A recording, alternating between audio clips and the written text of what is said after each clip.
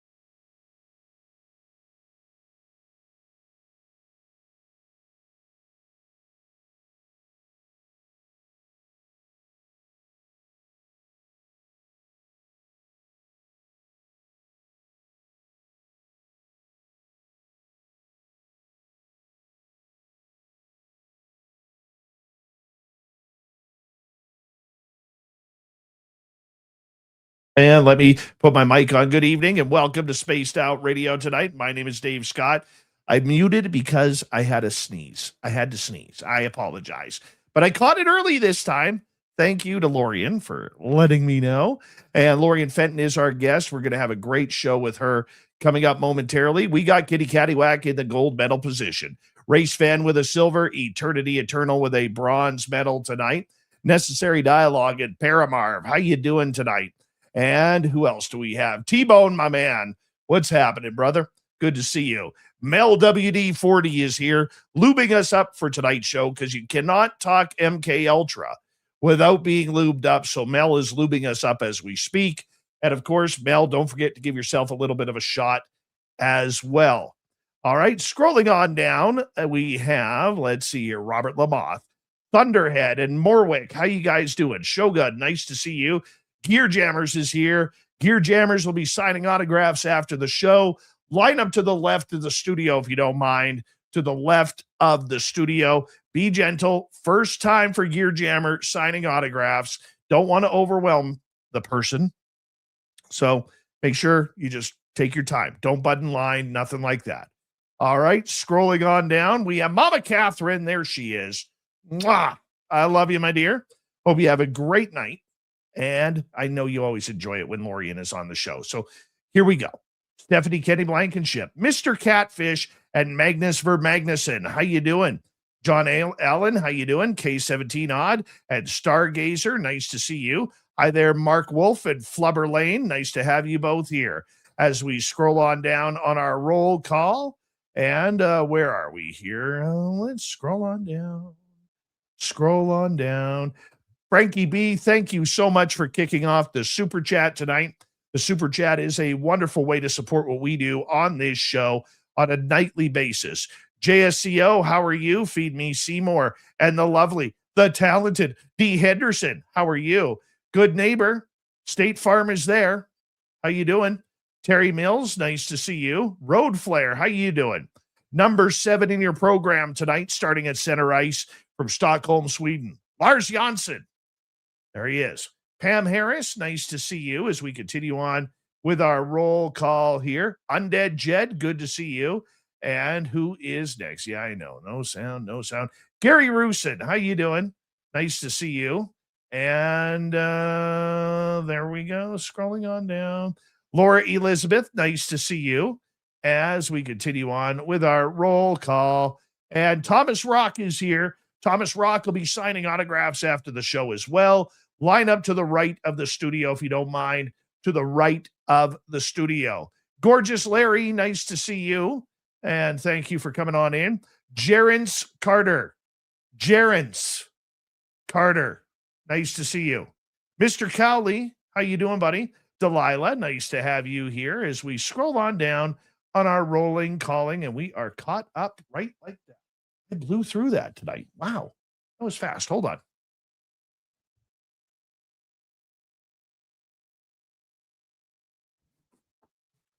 Hello and welcome to the radio and podcast side of Spaced Out Radio tonight. My name is Dave Scott. We're going to get into MK Ultra. There has been a lot of talk in Washington, D.C. about this topic of mind control and government programs. One of the best knowledgeable people on this, Lorien Fenton, is here with us to discuss this very, very important topic. Luscious Jules, how are you as we are on roll call on our YouTube side? And like a good neighbor, State Farm is there. I love the name Good Neighbor. I do. It makes me happy. Hey, everybody, I want to remind you that the Super Chat is open. It's a wonderful way to support what we do on this show on a nightly basis. And don't forget to shop at our Spaced Out Radio store. We do not have ugly swag, people. No ugly swag. So check it on out. The lovely Aussie Ange, nice to see you. Animal Mother, nice to have you here. Flat Six and Horns Up. Let's rock.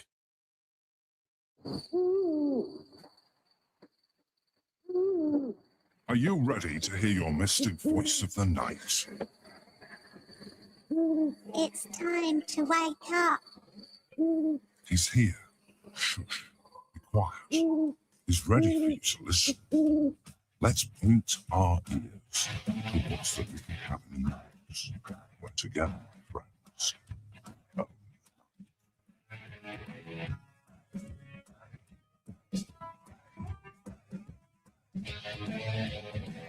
It's time for Spaced Out Radio with Dave Scott. From the mountains of central British Columbia to you listening around the world, this, my friends, is Spaced Out Radio.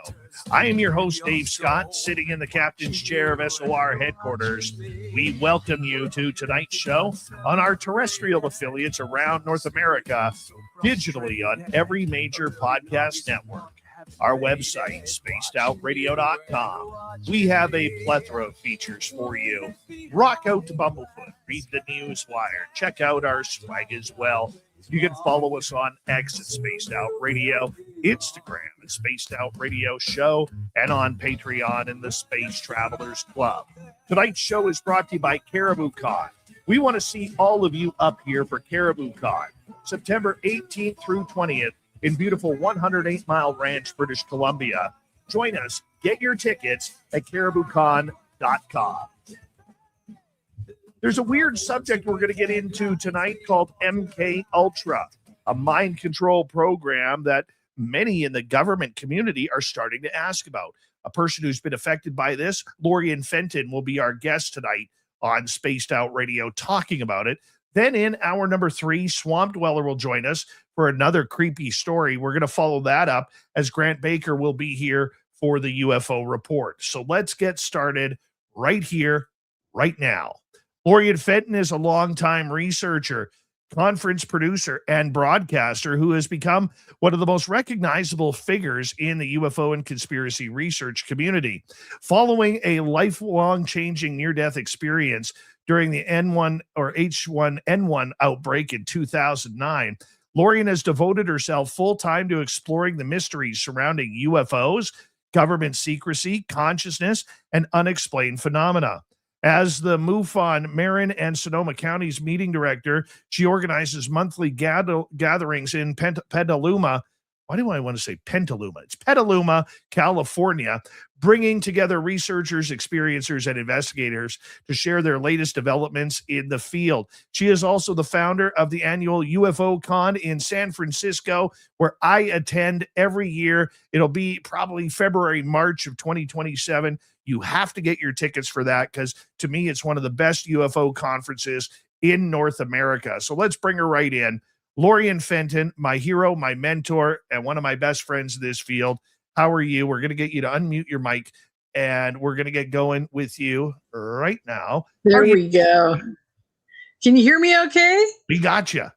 Okay, great. Wonderful. Well, yeah, UFO Con may be the third or fourth weekend in February this year. I'm dealing with the hotel right now, so I just want everybody to know it'll be a little earlier this year.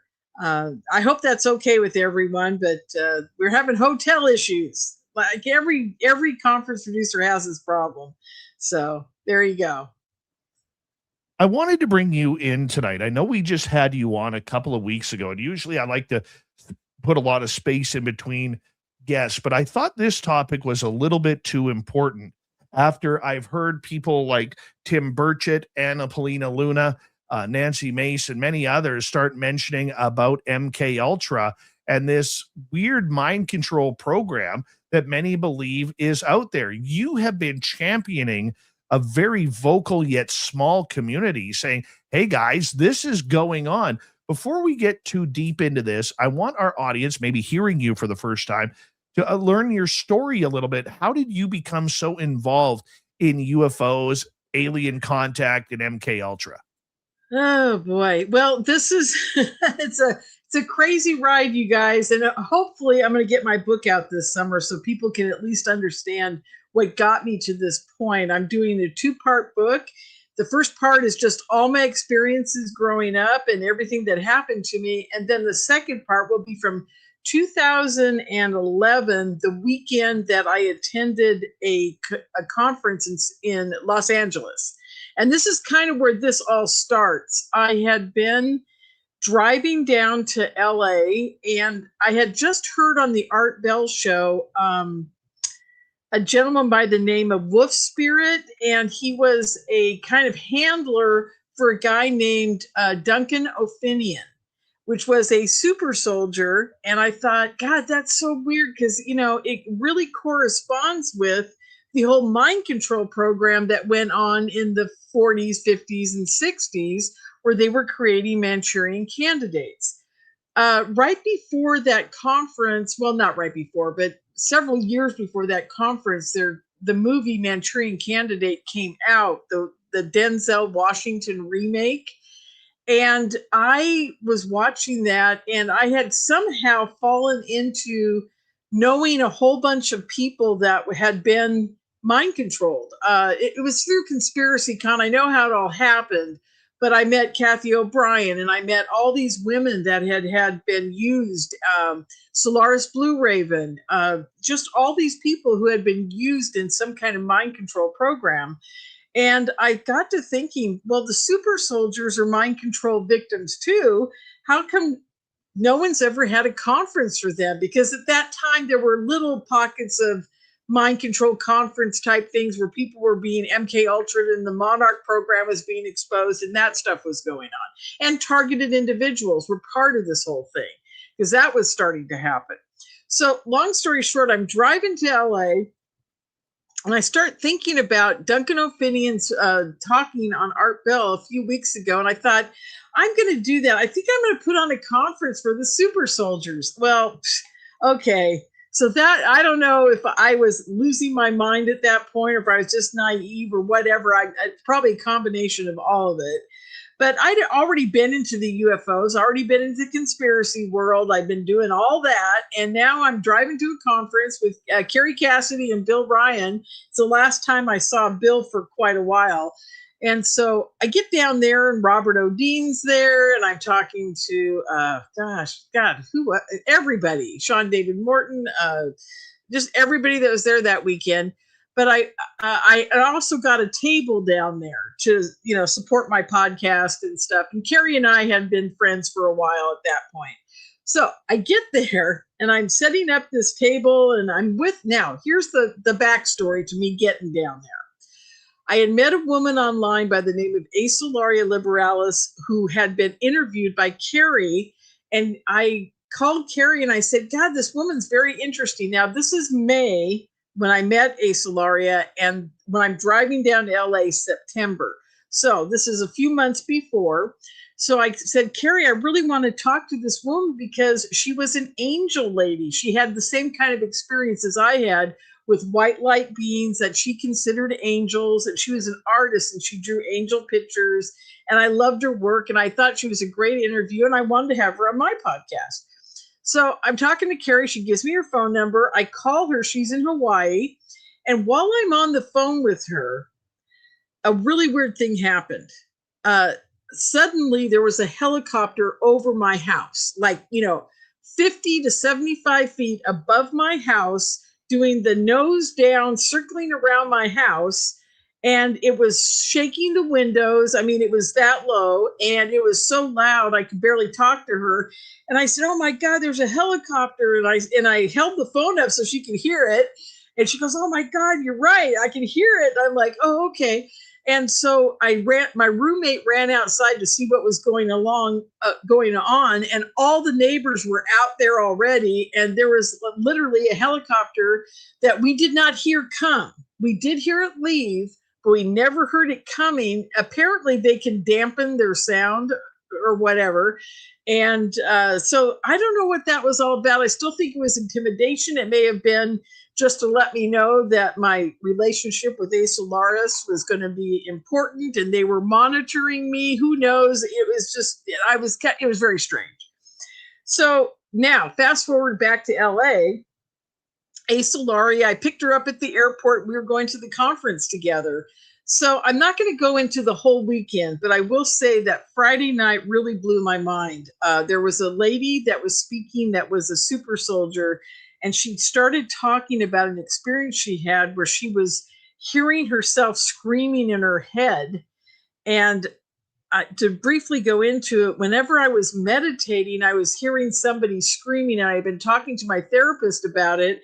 And she said, "Oh, it's probably from your childhood. Something, happened to you, like, when you ate the rat poisoning, who knows, maybe you were crying, And I'm like, that's weird because, it doesn't sound like a baby. It sounds like a full grown woman, So, but anyhow, I let it go because it just kind of blew my mind that somebody else was having that same problem.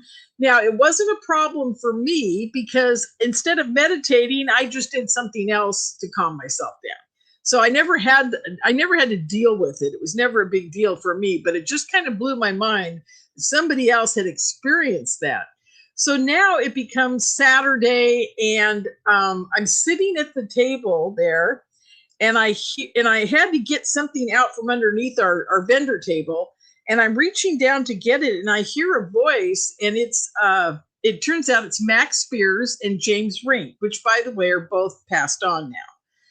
And that's another whole story about all my super soldier mind control conferences. I will go into a little bit of it tonight, but this is how I met these folks. So I hear this voice, and I brought my head up so quickly, I hit it on the table, and I leaned back in the chair, and I looked at Max, and I went, "Oh my God, I know you."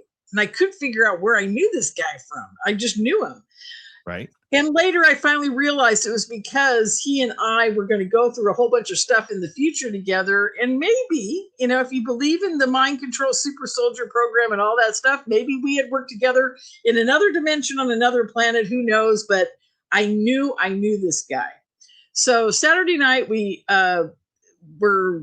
we all met each other and talked and did stuff. But we get back to the Airbnb I'm at, and this is the really amazing part to this whole story, is we get back to the Airbnb, and I'm like, oh, I got my pajamas on. Solaria went to her room, and we're hanging out. And for a second, I went, oh, shoot, I forgot to check my email, see if my boss is looking for me, right?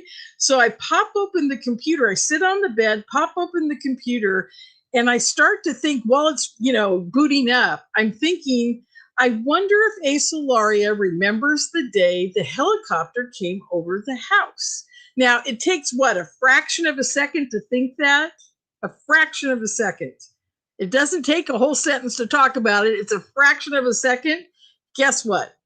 A helicopter is over the house in Anaheim, loud as day, just like back in May. And it's shaking the house as far as I can tell. And I'm totally freaked out now because all I did was think about it, right? And now it's there. And I jumped up, and instantly I got a download. And this download was probably the most profound download I've had. I've had a couple more that are almost as profound. But this one was amazing. It starts out with, We can control your thoughts. We know everything you're thinking. We know what you're going to do before you do it. And we can control everybody on the planet. And that's how it starts. And it goes on for probably, nice. What? I said, oh, nice.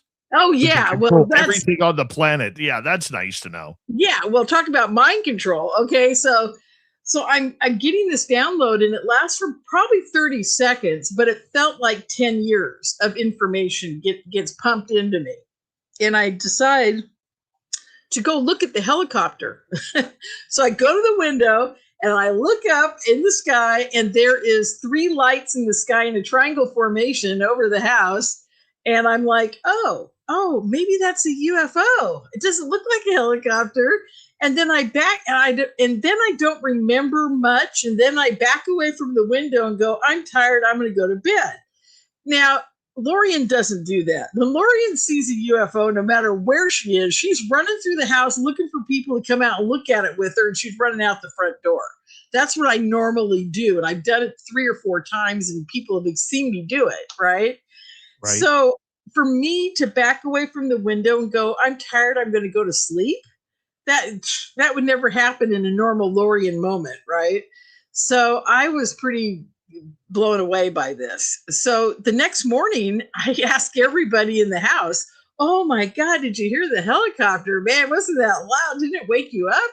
And every one of them said, there was no helicopter there. What are you talking about, right? So they put that all in my head from that one thought of, I wonder if she remembered the helicopter coming over my house. And that whole experience was triggered by that thought. Isn't that crazy? That's nuts.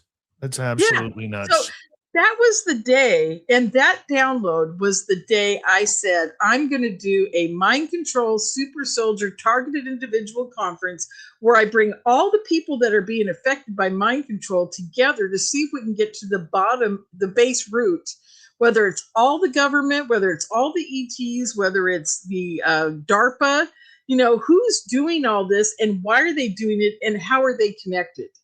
And I did 3 years of those conferences. And I'll tell you something, folks. We'll talk about much more of this later, but the bottom line is I'm the only person I know of that's put on a conference where over a 3-year period of having about 30 some odd people speak for you, that half of them are no longer with us. And many of them were suicided or committed suicide that we don't know over a short period of time after the conference. So I don't do it anymore. And there's lots of reasons why. And I'll tell you as the show goes on, the reasons why I'm not doing it now and the torture that happened to me and some other things. I very rarely talk about any of this. So I just want you guys to know that I'm doing this for Dave because I don't like to really talk about it or go back there too much, but I think it's important that people know this stuff is real and it really happens. You guys know me. Everybody that knows me knows I'm very matter of fact about the whole thing. And sorry, I got a nice tea over here and I almost knocked it over. So, long story short, I'm going to tell you guys a whole bunch of things tonight that happened and they truly are real and I'm not exaggerating. So you can take that to the bank. We got about 6 minutes to go before we have to go to break at the bottom of the hour. MK Ultra experiencer Lorien Fenton is with us tonight on Spaced Out Radio. Lorien, maybe give a definition for people listening to this topic for the first time, what MK Ultra is.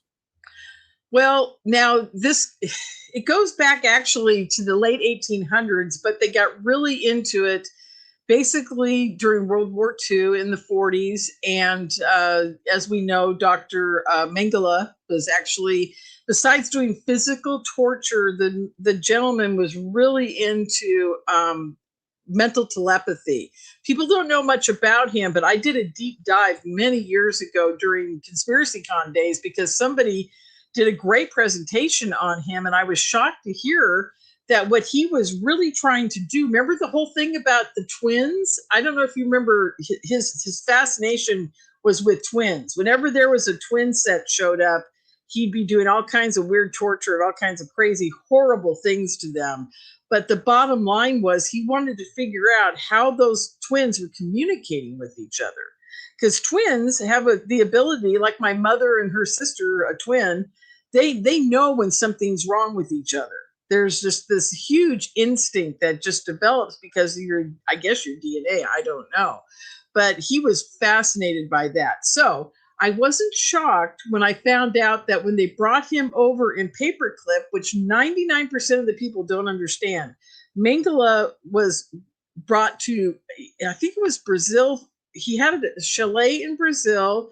He had a home in Canada, and he had 2 homes in America at the time. And they weren't, maybe he didn't own them, but the CIA gave him 2 homes in America. Let's put it that way, that he worked out of, one on the East Coast and one on the West Coast. And he was alive until 1978, 79. That's the last time I hear of anybody encountering him for any kind of project he was working on. Anyhow, long story short, he brought this whole mind control program to the United States, and Dr. Ewan Cameron was working on it as well, and he was getting funding for it, and he was doing his research up in Canada off the United States soil, because they were actually torturing people, and they got caught doing it. And there's a whole thing, you guys all know about Artichoke, because Artichoke was the name of the program, and that they had hearings around it. And I could have the name of the program completely off. I don't know. I can't remember them all. And at the same time that this is all going on, we've got the whole LSD crowd of CIA trying to control people through LSD, and the develop MK Ultra type people. And so we've got Gottlieb for the CIA. We've got Ewan Cameron, that's kind of Department of Defense, or getting money from different groups within the CIA, or the, whatever. I can't remember where he got all his money. And then even in the 60s and 70s, we have, God, what's the guy in upstate New York? I can't think of his name right now. It just evades me. But he was involved with Uri Geller at one point too. But he had his star kids. These were kids that were doing telepathy and trying to do mind control for the CIA too. There is so much going on here. There were so many programs that people just don't know about. And then we have Delgado, who was controlling the monkeys with the chips in their mind, and he controlled the bull in the ring in Mexico. Do you guys? I'm sure everybody remembers that, where he had the device and they implanted a chip in the bull, and it was running for the matador, and he hit a button and the bull just stopped and walked away. So trust me, they were able to control your mind easily back in 1940s and 50s, easily. Is that 6 minutes? Well, we got about 2 minutes left here. Oh, okay. I'm mean, talking fast because I thought we'd run out of time. No. This program, though, as we continue with Lorien Fenton here, 90-second answer. When did it start being used in a military industrial complex type scenario? I believe that's when Ewan Cameron was doing the research, because he was getting grant funding from it was either the Department of Defense or another department, but they were trying to develop Manchurian candidates or soldiers, super soldiers, that would go out and kill people and not even remember it the next day. Because one of their biggest problems they had in World War I, World War II, is that these guys would come back just racked from killing people. And it's the good guys within the CIA and the Department of Defense and DARPA and all these people were trying to figure out a way to develop somebody that wouldn't remember the horrors of it. And this is just my belief, folks. I believe this because of my downloads that I've gotten over the years. I believe that one of the other reasons they were developing it is that if we do have a secret space program, they have a way of erasing your mind when you come back from a mission, so you don't even know what you did. You think you did something, but you don't know what it was.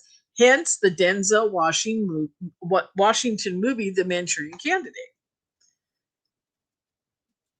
That is very, very interesting, because, it took me a while when I first started learning about this subject. I didn't realize that there was like I thought Manchurian Candidate was just a weird type of drama movie, fiction and all of this, but this was way before I got into these subjects. And I think it wasn't until I finally understood the Bourne identity that I realized that there is potentially something to this. Lorien Fenton, ufologist, not you apologist, researcher, experiencer. We're talking MK Ultra tonight on Spaced Out Radio.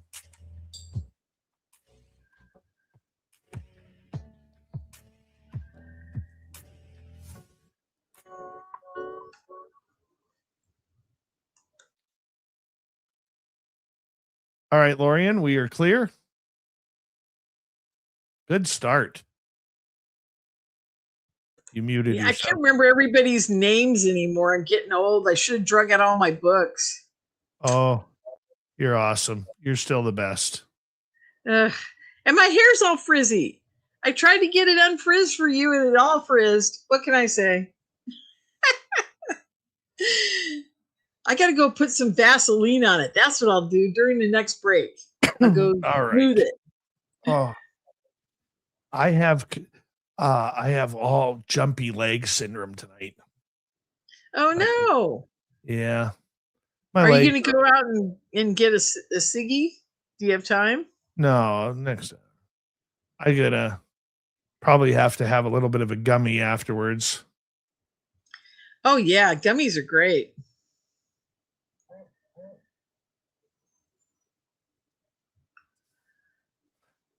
Yeah. So let us say hello to Shadow Mystic. Welcome to SOR chat. And who else is here? Chris Irvin, how are you? As we scroll up, Govbuster, number one, how are you? Number one, there she is, Nicole Sakich. Brian Morgan, how are you tonight? And who else do we have here? I think we might be caught up. Maybe not. Maybe not. But maybe so. Maybe not. Maybe so. I think we're caught up. All right. Sorry about that. How's Courtney doing? Good. Excellent. I owe her a phone call. I've got to get a hold of her. Hi there, Sandy B. Welcome to SOR chat. Blue Skies, how are you? Noble Patrick, I did say hello to you. I typed it in there earlier. Did you miss it? Be honest. Did you miss it? If you scroll up, you'll see it. B. Mora, how are you? And, oh, my knees are just driving me crazy right now. The Ferret, how are you? Lots of Does people it do any good to walk it off, or? No, I've had muscular problems since I was a child. Right? I didn't know that. Yeah, when I was 11 years old, I was in Children's Hospital for physiotherapy because the doctors were trying to trigger it. Originally, they thought it was something between like a hybrid between MS and muscular dystrophy. Oh, yeah. And it was weird because I remember my doctors telling my parents that they were surprised that I could ice skate, that I could throw a ball, that I could ride a bike because my equilibrium was out of whack, number one, but number two, just the way my muscles were. Yeah. Acting up. But when I was a kid, holy cow, if you spend a summer day out playing with your buddies and, you're running around all over the place from, back then it was dawn till dusk. Yeah, Then when I got home and my body started to relax, all of my muscles and joints would seize up. And if I didn't move, it was painful.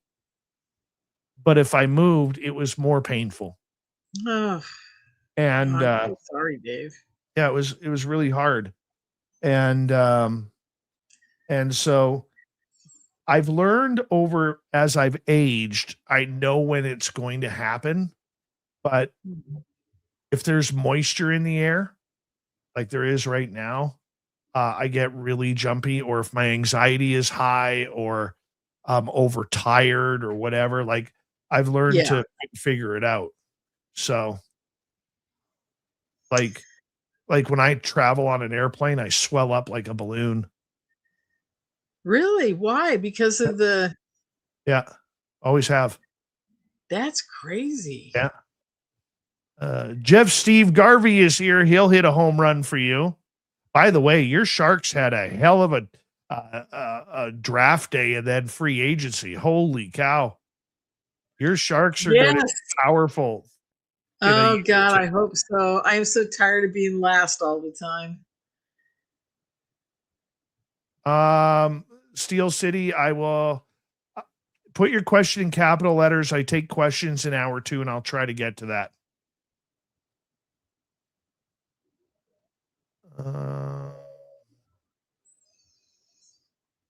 Mike Rivers, I thought you didn't like us. Why are you here? Oh, so now we bash the listeners now, right?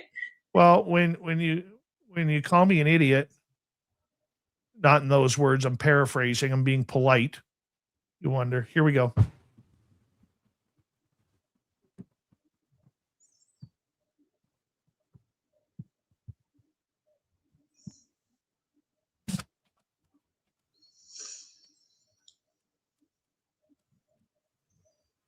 Here we go with the second half hour of Spaced Out Radio tonight. My name is Dave Scott. We appreciate you tuning us on in wherever you are on this beautiful planet we call Earth. Hello to everyone tuning us in around the world. We love it that we can bring the nightly woo to you. And before we get going here, I want to remind you our guest is Lorien Fenton. We are talking about MK Ultra. And if you've missed portions of this show or others, not sure if you know this, our archives are always free on YouTube or any major podcast network. Download it. It's free. It's right there. Our website, spacedoutradio.com. We have a plethora of features for you. Rock out to Bumblefoot, read the news wire, check out our swag as well. Follow us on X at Spaced Out Radio, Instagram at Spaced Out Radio Show, and on Patreon in the Space Travelers Club.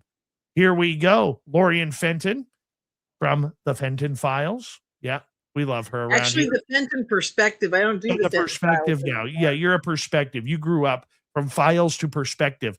She is the organizer and owner of UFO CON in San Francisco, an experiencer. She's with MUFON, as well as knows a hell of a lot about our topic tonight, MK Ultra. And right before the break, we were talking about what it actually is. And I brought up the fact that if people are still a little bit confused, if you look at the Bourne Identity right there with, that was such a movie that told the story about what these Manchurian candidates are really like. How can people draw a comparison between MK Ultra and the movie The Bourne Identity? Well, it's very interesting you bring that up, because I believe that the Manchurian Candidate with Denzel Washington and the Bourne Identity are two of the same stories. They're just different projects. And people need to understand that there were so many projects. There were projects to develop women to go, get information from Russians. There were people being LSD, mind controlled through LSD and scopolamine and those type of things that they wanted to train to not be interrogated if they were caught by, foreign governments, if they were agents already. There was programs to be able to have the soldiers come back from war and not be affected by all the gore. And then there's the program that I think is very important that we've got to start talking about is the Secret Space Program, because that's where they're wiping out people's minds if you believe there is a secret space program. And I'll give you guys a great example of this, and in many different veins. Kathy O'Brien was what I consider a monarch woman. She was used to, pass messages between presidents and high officials in the government. She was also a party favor for people, if you get my drift. And there were all kinds of things going on in that project. And then we have the project where we're dealing with just the soldiers and trying to figure out how we're going to keep them from, losing their minds when they come back after they've killed, 500 people. And there's just all kinds of programs going on at the same time. You can't limit yourself to saying, this is MK Ultra, this was Project Artichoke up in Canada, and you and Cameron did it, because there were 7 other people doing programs at the same time for many different types of projects. The Manchurian Candidate program, I think, was a specialized program by the CIA where they could use it to assassinate, high officials in government. And those guys, there's probably maybe 12 of them that were spread out over the world that, had cover jobs with the CIA or something, ambassadorships or who knows what they were doing. And they were triggered to do things to kill different types of people. What a great way to do something like that. You're at a party for a big ambassador event, and the ambassador from Chile shows up, and you don't want him running the country anymore. You don't want his boss running the country, and they show up, and you take them in a room, and you stick a hat pin in the back of their neck, and they're gone, and no one knows who did it, right? And the guy doesn't remember doing it. So there you go. I mean, they've been doing this stuff for forever. And like I said, you can't just say it's one program because there's so many. There's a very interesting program that was developed in the 90s that Solaris Blue Raven was the main person they were working on at the time. And it's where they call it heterodyning. That's what Robert Duncan used to call it, where they'd overlay a computer program into your brain pattern and frequency, and they would control you via that. And that was being developed in the 90s. I remember Robert Duncan going on the Jesse Ventura Conspiracy Show during the mind control episode, and he said, yeah, that's just one of the programs. And then they have the other one where they're doing voice to skull communication with people and telling them they're God or they're Satan or they're Jesus or, whatever, or that they're an ET. I mean, there's all kinds of ways to trick people. And if you can put a voice in their head, and I've actually had that happen. Would you like me to tell the story about that, Dave? Please. This is all about you tonight. Oh, it's all about me. Okay. All right. So I'm finishing up the 2014 conference, the Mind Control Super Soldier conferences. And well, I guess I'm going to tell you guys about that too. But there was a mass abduction. I think we'll start there. There was a mass abduction, and I didn't believe it. And I may have told you this story before, Dave. I don't remember if I did. If I did, I'm sorry. I'm going to repeat it. But I'm at the conference. It's Sunday night, and apparently there were about 15 of us that were drugged and taken down the service elevators and taken to the place where they drop off all the linens and the food and everything. It has, it's like has a concrete place with steps, and the trucks would back into it, kind of loading dock area. And I didn't believe it happened. Everybody on Monday, when they were all coming on my radio show that started at 5 o'clock, I had a bunch of people come to my suite, and they were all saying, oh God, the door got busted in. I got taken. I got drugged. I don't remember what happened. This, that. And I kept yelling at everybody, don't make rumors up about the conference. I was screaming at them. I said, stop it, you guys. You got to stop this. And so we went about our merry way. And then I'll tell you the other part to the story when I went home. But we get home, and a couple of months go by, and all the people that were speaking at my conference decided to go on all these podcasts and tell the world that we all got abducted and we all got, checked out by the military, and it was a My Labs abduction. Anyhow, I was pissed. So I would start going on with them on shows and counteracting it and saying, it probably never happened, and I was doing all this all summer, trying to get rid of this whole thing that, I didn't believe happened. And so September rolls around, and Melinda calls me, and she started in about this abduction thing. And I said, Melinda, I don't want to hear about it. Don't even bring it up, because it didn't happen. You guys are all nuts. So Melinda says, you've got to hear me out. You've got to hear me out. And I said, okay, fine. She goes, I can't sleep. I'm having PTSD, and it's all your fault. I'm like, it's not my fault, but yeah, okay, whatever. So she starts telling the story about what happened to her.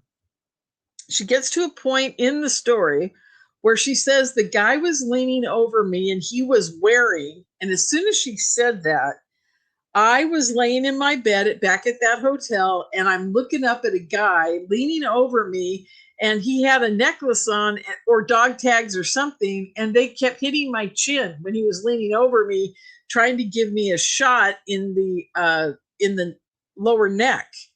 And I was like, I remembered that. And I remembered what he was wearing. And I said, stop, Melinda, stop. I said, he was wearing, and I told her exactly what he was wearing. And she went, oh my God, you remembered something. I said, yeah, I did. And then the next thing that happens in my memory is that I'm standing up against a concrete wall. My hands are behind my back, and I can feel the cold concrete on my hands. And I'm looking up at Melinda, and that's all I can remember. She goes, oh, I remember when that happened. She goes, because I said to you, wow, this is really crazy. I can't believe that the military is abducting us and it's not aliens. And I said, I looked up at her and I said, no one's going to believe it anyhow. No one's ever going to believe this. I can't believe this is happening, or something to that effect. And it's something I would say, you know. And she told me that, and I went, oh my God, I remember feeling that concrete wall. And so I had to admit to the world that it did probably happen. My guess is now I'm like at 85% it probably happened. And only because Misha Johnston has been regressed. She was part of it. 2 or 3 other people that were also taken at the same time were also regressed, and they discovered they were there and remembered what happened to them. And Misha was the only one, though, that asked any of the people working on them, any of the military people. We were, by the way, we were put in 2s and 3s. We were put in the back of 2 Ryder trucks. They said Ryder on the outside, you know, the moving trucks. Yes. But inside, it looked like a dentist office. It had chairs. It had one had 2 chairs, I think, and the other one had 3. And they were doing 5 of us at a time, and there were about 15 of us. So it was, you know, but anyhow, and we walked over the ramp that came down from the truck. We'd walk over from the concrete on the loading dock into the thing and sit down in the chair. And we were taken on by guys in uniforms and the whole bit, and we were all drugged. And I know it was a combination of scopolamine, because scopolamine, you don't remember much of anything that happens to you. It's kind of like a date rape drug in a weird way. So long story short, what? That was scary. Yeah, kind of weird. But anyhow, so Misha, she's the only one out of all of us that asked them, what are we doing here? They said, oh, honey, it's your annual checkup. And they were scanning implants, and they were doing all kinds of stuff, she said. They were just making sure that they could keep track of us all. And we got a pretty good list of all who, you know, it happened to.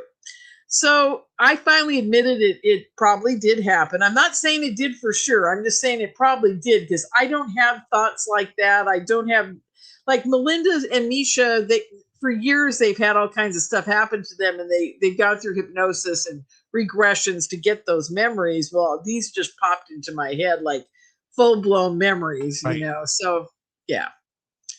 So anyhow, that's what happened there, and it was. Let me ask you about that, because Misha, who's been a guest on this show, Misha Johnson, she seemed to get the worst of it. I think, yeah, her and Melinda and a couple of other people really, because they can remember it. They have some ability to remember these things. I'm like the total perfect candidate for my labs, because I don't remember anything. I don't remember anything, and I don't want to remember it. See, that's the other thing. So they love me, because I just get knocked out and I don't care, right? But Misha likes to fight back. So does Melinda. They're fighters. They want to remember what happened, and they don't treat them so well all the time. So, yeah. Because I remember Misha being threatened by, she said these military type people left the room, then they brought in a 7-8 foot reptilian. Oh yeah, that was years ago. Yeah, that happened about 15 years before this happened to all of us. I thought we were talking about the same incident. But no, this is a completely different incident. they were taken they were starting to write a book together, and that's what triggered it. They were taken to an underground base near Edwards Air Force Base. I even know where it was. And they were taken below, and they were roughed up by this colonel guy that really gave them a bad time, interrogated them the whole bit, kept telling them, you can't do what you're doing. We're going to kill you if you do, that type of thing. And he goes, if you don't believe me, I've got someone you're going to meet. And so this reptilian walks in it separately. They're both in separate rooms. Same reptilian walked into Melinda and did this whole mind thing to them. Now, this is mind control too. You guys got to remember, the aliens are doing major mind control, and this is where my circle has come down to. If you had a target on a board that said, "What is Lorien's main concern about ufology?" I would say the mind control from the aliens. That's it. That's my center dot, and I work I work outward from there. That everything I do is around that subject, because that's really the problem. I don't want to go off on a tangent about it now. I want to talk about it a little later. But anyhow, back to their story. They're both in separate rooms. The same colonel's interrogating them at different times, and he sends in a reptilian that sends telepathy to them. And in Misha's case, they're ripping her family apart and killing them all in front of her. But she realizes it's a mind control incident only because she can't hear anything. They forgot to put in the screams and yells of the people dying. So they didn't do a very good job, but it scared her enough. Believe me, when you got a 7-foot reptilian standing there, penetrating your mind, that's enough to make you want to scream. So in Melinda's case, I think it was pretty much the same thing. They had her family being ripped apart by a bunch of reptilians, and pretty nasty stuff. I mean, when the government decides they don't want you to do something, they certainly pull out the big guns, especially in the case of contactees. Now, I will say, I love both of them dearly, and they are truly my best friends in ufology. But there is a slight chance that was maybe a holographic image and maybe mind control, but I don't think so. I think it was real, because of all the stories I've heard over the years, and the underground bases with that type of reptilian in it, it's not common. Everybody thinks, oh, there's underground bases with all these reptilians hanging out. No, folks, it's not like that. It's like we probably have maybe 10 on the planet at any given moment. They don't want to be here any more than, we want to be here with them, but they are running some kind of program with our military. And possibly everybody that's around them within this military structure in an underground base doesn't even remember working with them during the day. And they go home at night and they go, God, that was a weird day today. Nothing much happened. I sat at my desk all day, And in reality, they're working with reptilians, torturing, human beings. Who knows? But this is something we got to talk about, because no one talks about this stuff.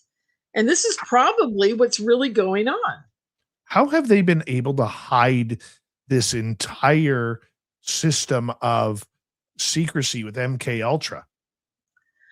Well, see, that's another big problem. I don't know. I have really studied this. I've studied it from the DARPA point of view, from the military point of view, the Artichoke program, the Monarch programs, the super soldier. Now, if you go into the super soldiers and the regular guys in the military, they seem to be using regular conventional mind control on them, the Delgado kind, the voice to skull communication. But when you get into the mind control used by the ETs, it permeates the dark side or legacy force of the ufology.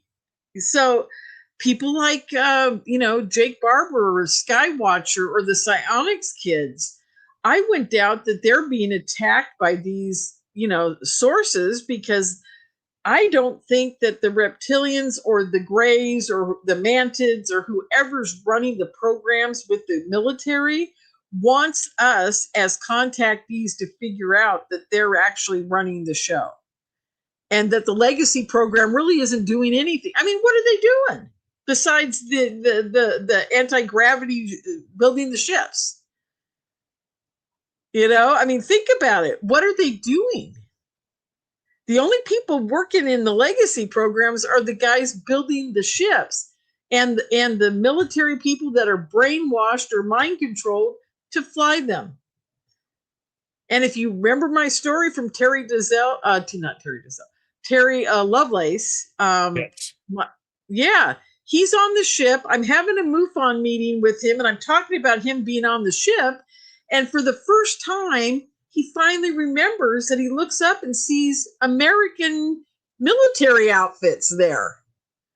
And there's six people, or he said 5 or 6 people there, 2 women and 3 men, I think. And they're running the ship with the Greys, right, standing there, mantis beings. So those people are all mind controlled because they don't remember doing it. So, we got to really ask ourselves, who are the legacy people that Jake Barber, John Blitch, all these people are talking about, and what are they actually doing besides building triangle ships for our secret space program through Lockheed Martin or whoever, and getting paid for it? Because once our military gets on those ships, the super soldiers or secret space program guys or whatever, they are, they're not in control anymore. And neither is the U.S. government. The aliens are in control of everything. They decide that they're going to go pick up Terry Lovelace in a park. They decide they're going to go, shoot a beam of light at, Misha, or Dave Scott's, little guy's going to show up. Carl's going to show up and hang out with Dave, So it's like, yeah, we're not running it. And I think, and this is just, off the top of my head, you guys, I really think the whole My Labs thing has everything to do with the fact that they don't know what to do to control this situation. They got to keep re-abducting us because they got to keep finding out more and more information. And I don't think the My Labs has ever slowed down. I don't think it's ever stopped. I think the My Labs is probably much more prevalent now than even the Greys taking women to have, go up and see the space babies that they've had. I think that program's slowly dying out. And I think our program is ramping up because we're really at a turning point with disclosure happening and everybody wanting to know what's going on with this. I mean, it's great I want to talk. How much time do we have? We got 2 minutes before we go to break. Okay. There was a great presentation done at disclosureforum.org, disclosureforum.org. It's Chris Mellon's group. He had that whole meeting in Washington, D.C. last week, and I watched it.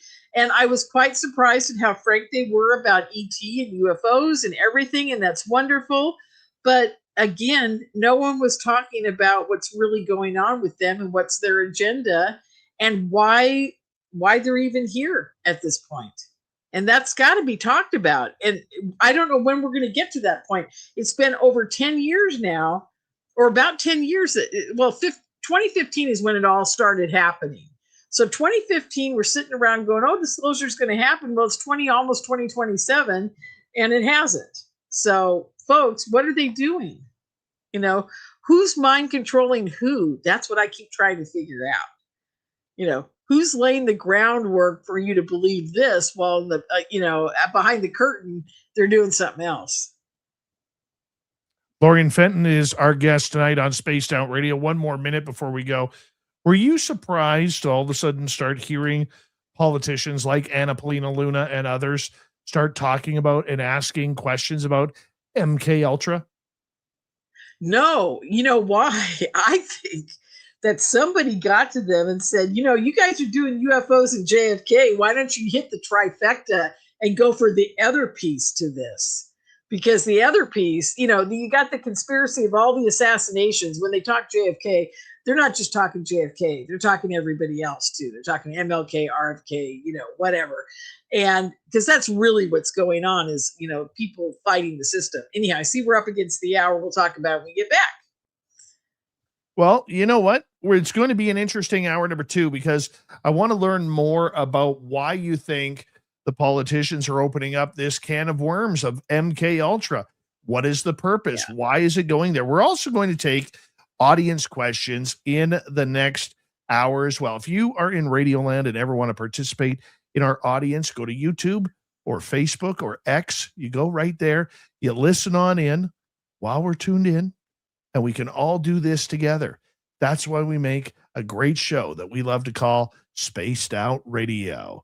We have Lorien Fenton, experiencer, MUFON investigator, conference professional, hanging on out. Talking MK Ultra and UFO disclosure next.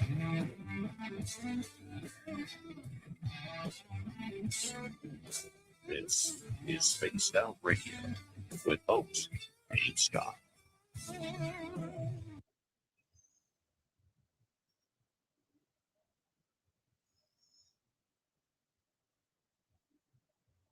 All right, Lorien, we're just going to play a quick video here, and then we'll be back in about 5 minutes, okay? Okay, I'm going to leave for a few minutes too. Okay.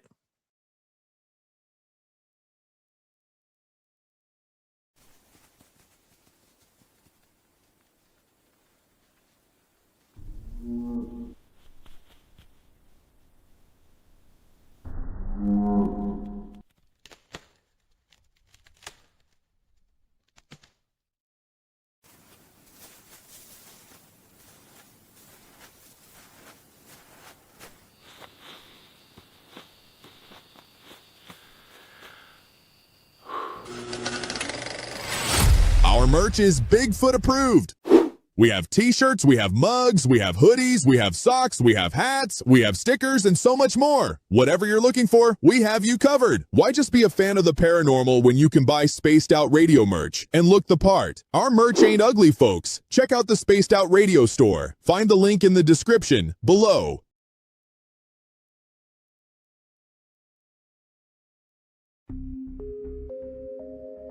Lurking within the forested region of the 108-mile ranch, where the worlds of the normal and paranormal collide. Caribou Con is waiting for you, bringing together a panel of renowned experts in the paranormal, cryptid research, and UFO phenomena fields. Get ready for a spine-tingling weekend in the heart of British Columbia. Enjoy fascinating discussions, presentations, tours of local haunted areas, and skywatching. Learn from investigators, authors, and enthusiasts who explore everything from ghost hunting techniques to sightings of Sasquatch and beyond. Whether you're a seasoned paranormal researcher or just love a good spooky story, this is your chance to connect with fellow enthusiasts in one of BC's most mysterious areas. Tickets are on sale now. Grab yours before they're gone. Visit cariboucon.com for details, tickets, and updates. Are you ready to dive into the weird and wonderful world of cryptids, cartoons, and chaos? Meet Dirty Filth, Spaced Out Radio's resident cartoonist and master of the mysterious. Every Saturday at 2 p.m. Pacific, join him live on the Spaced Out Radio YouTube channel for Cryptid Cartoons with Dirty Filth, a hilarious hour where he sketches bizarre beasts, shares mind-bending stories, and battles his mischievous cats. Whether you're a UFO enthusiast, paranormal fan, or just love quirky art, Dirty Filth filters the universe through his unique lens, creating cartoons that capture the strange, dark, and supernatural. Follow Dirty Filth on X at Filth1 or Facebook at Dear Filth for more filthy fun. Find his link in the description below.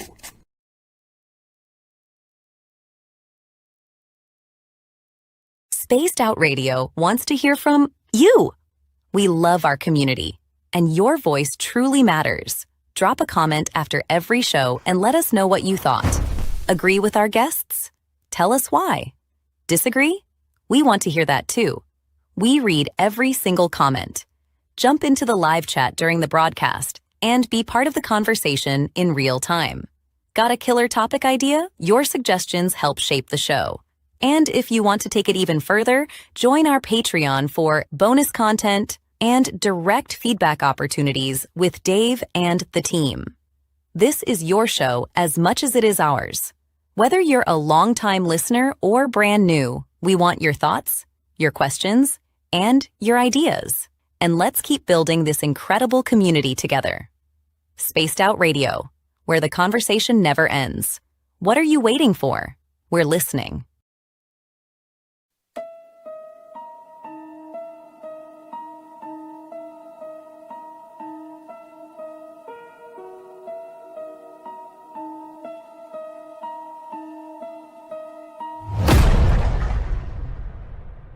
With 5 explorable Gold Rush-era buildings said to be home to spirits of a time forgotten, the 108-mile heritage site in the heart of BC's Caribou region offers a unique opportunity for thrill seekers and history buffs.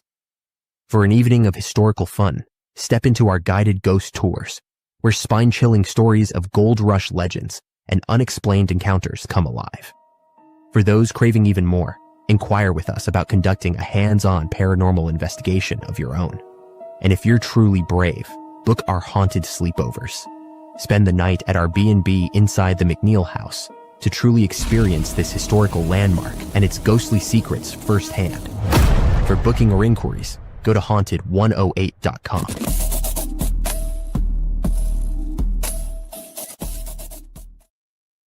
All right, we're coming back here in 36 seconds. Thank you to T-Bone ×2, along with Frankie for the great super chats tonight. We really appreciate your love and support. If you haven't yet already, it helps with the algorithms. If you give us a thumbs up, we'd greatly appreciate that. And we thank you for tuning us in as we prepare for Lorien Fenton. SV Harkin, welcome to SOR Chat. And who else do we have here? I think that's about it. We're caught up. Here we go.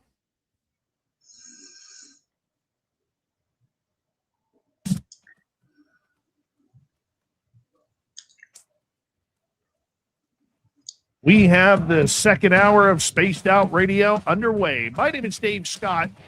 Talking a little bit of a controversial subject tonight with Lorien Fenton. We're talking about MK Ultra. And we're going to bring Lorien on here in just a few moments. But first, we want to say hello to all of you listening in on our terrestrial affiliates around North America, digitally on every major podcast network. Our website, spacedoutradio.com. We have a plethora of features for you. Rock out to Bumblefoot, read the Newswire, check out our swag as well. Follow us on X at Spaced Out Radio, Instagram at Spaced Out Radio Show, and on Patreon in the Space Travelers Club. The Desert Clam has set the password for tonight in the SOR Space Travelers Club. Magnificat. Magnificat is your password. Use it wisely, Space Travelers, as the Clam sets the password each and every night right here on Spaced Out Radio. Now we bring in, once again, Lorien Fenton. She is with MUFON in just outside of San Francisco, California. She's a researcher and experiencer, and she's very well versed in MK Ultra. Now, Lorien, right before the break, we were talking about the government and people like Anna Paulina Luna starting to talk about and ask questions regarding MK Ultra. You said this wasn't a shock to you that this topic finally came up. I want you to elaborate on that. Not at all. And like I said, I call it the trifecta because there's the conspiracies around all the like assassinations and how the government's running, and you connect that with the ufology, which, you know, that's another whole area where, you know, they're trying to get down to the nitty gritty and get disclosure for that. And then you add in the MK Ultra, which could be a part of all of the conspiracies that are going on. I mean, how many of those conspiracies do we know? We wonder about how, like Jonestown. I'm going to give you that as an example. The JFK assassination, the ISIS. How do you develop a whole group of people getting together and getting that fanatical without doing some type of mind control on them? How do you develop groups all over the United States through the Black communities back in the 60s to revolt and do that? Yes, the government was part of it, but you've got to have somebody at the base of the totem pole saying, look, you guys, we're going to do this, we're going to do that. And how did they get there? I mean, I remember reading about, Philip K. Dick. He was part of a mind control program. And this is a guy that was prolific writing books that got out into our culture. I mean, there are just so many instances of major people that out there doing something that were part of some type of mind control program that they were extremely unaware that they were part of. And it may have just been a subtle little thing. Look, every day you guys are all part of a mind control program. If you have one of these, you're already in it. Speaking of It's cell that phone. simple. So anyhow, but the trifecta is MK Ultra, all the things that have been going on with it, and the UFO thing connected. And throw in the conspiracies and how they've been deploying it, and then you've got what I call the trifecta of understanding what MK Ultra is really all about. And there's one other piece to this that's very interesting. Those hearings. There wasn't anything in those hearings, and I watched them all, that I didn't already know about. So I'm starting to wonder, what was the point of doing all of that? And I understand that Anna Paulina Luna learned something new about all this, and so did her compadres that were in Congress at this point in time. But anybody who's been into it understands that that really is old news. Very old news. And if she'd done some research, she would have heard the same thing. Now, I do understand that many of the doctors that were there talking about this and how it works and, the current programs that they're working on and those type of things, that they were trying to give them some new information about what might still be going on. See, none of them knew if the programs continued. And I found that fascinating because I know the programs continued. I know they did. They just gave them different names and they sent them off out of the government so that the FBI will never have more boxes of information around this. Now, the whole MK Ultra thing started because they found 7 or 8 boxes of receipts. Isn't that how they started that whole thing? I think so. It was CIA. They found Yes. all these receipts. So, but where are the rest of the files? Where are all the files on the voice to skull communication from DARPA? Where are all, what happened with you and Cameron up in Canada? Where are those files? I know for a fact, because I've asked my ex-CIA friends, that they told me there are no files left from any of that, and they hardly kept any files because of it. It's like the Zapruder film for JFK. That thing got put in a vault somewhere, the real one got put in a vault somewhere, and it's probably been burned and destroyed since then. And no one's ever going to see the real one. Just like all the MK Ultra files, no one's ever going to see those things. They're never going to be, out there. And if the CIA did have them, they definitely got rid of them. Back when it was at the Church Committee. I'm trying to remember which committee, because I thought, it was Church for that, and or was that JFK? Anyhow, one of the committees that was out there studying MK Ultra back when they discovered the Tuskegee experiment, where they were giving everybody syphilis and all that, and artichoke. I can't remember the name of the hearing, but bottom line is the CIA got rid of everything when those hearings started. So that's just crazy to even think about. Like, the audacity to think about trying to control people in a democracy. I mean, you only think of that happening in the former Soviet Union or places like that. It's just absolutely astounding that this is happening in a modern society. But I guess, everything that we're doing now is controlled. And everything. Your banking. And we don't even realize it. Yesterday, I had to recover my LinkedIn account. It got hacked again. I had to go on Persona, and I had to do my face to the front, do it to the left, do it to the right. I had to put up my passport. I had to, I had to prove who I was. It's like they know every inch of my body, those darn people out there in cyberland. And they control it. You go to the airport, and we're still going into the airport and complying with their rules and regulations. Why are we doing it? That's mind control. Did I tell you the story about what happened to me about 5 months ago at the airport? No. Oh, I got in trouble. I went up to the thing and, they want to scan your face now, right? And I said, no way are you scanning my face. I put my hand up and I said, no way. And I said, when you guys can tell me where that goes and who's got it, I said, then I'll let you scan my face. But you're not telling me where it's going and who's got it. You're just doing it. And I said, and I'm doing this really loud because I want other people to hear. You don't have to do it. There's nothing there that says you have to do it. So I'm like really loud. And then everybody in line got mad at me. They all started yelling, "Good, move along. Who cares?" And I'm like, who cares? I care. I don't want my face scanned. Look, they already have me scanned through TSA pre. You walk into the airport and you're already scanned. Why do they need to do it again? I'm just like, whatever. And I got a friend of mine who works in the automotive industry here in Canada.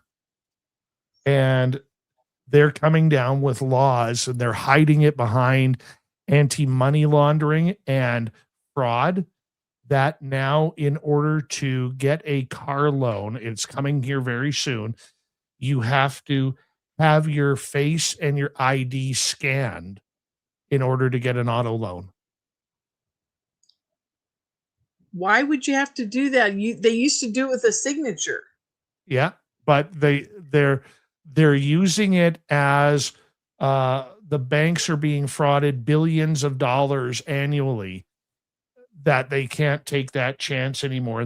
And because of anti-money laundering laws in Canada, that in order to now get a car loan within the next couple months, it's going to be implemented. That's crazy. You have to download an app, have your license scanned. It sends you a text message. Then you have to confirm that you are who you say you are with a photo on your phone. Jeez. Yeah. That's wild. Buy a car. Yeah. Buy a car. Well, it's getting, about what they're putting the cameras in the cars now and the control, your driving control. You know all about that, I'm sure. There was a lady here who got busted for falling asleep with driving her Tesla in auto mode. She was asleep at the wheel with her 2 young children in the back. Ooh, that's not good. No, that wasn't good at all. She's not very popular right now. But yeah, that's not very getting back to it, because we could talk about all sorts of examples about this.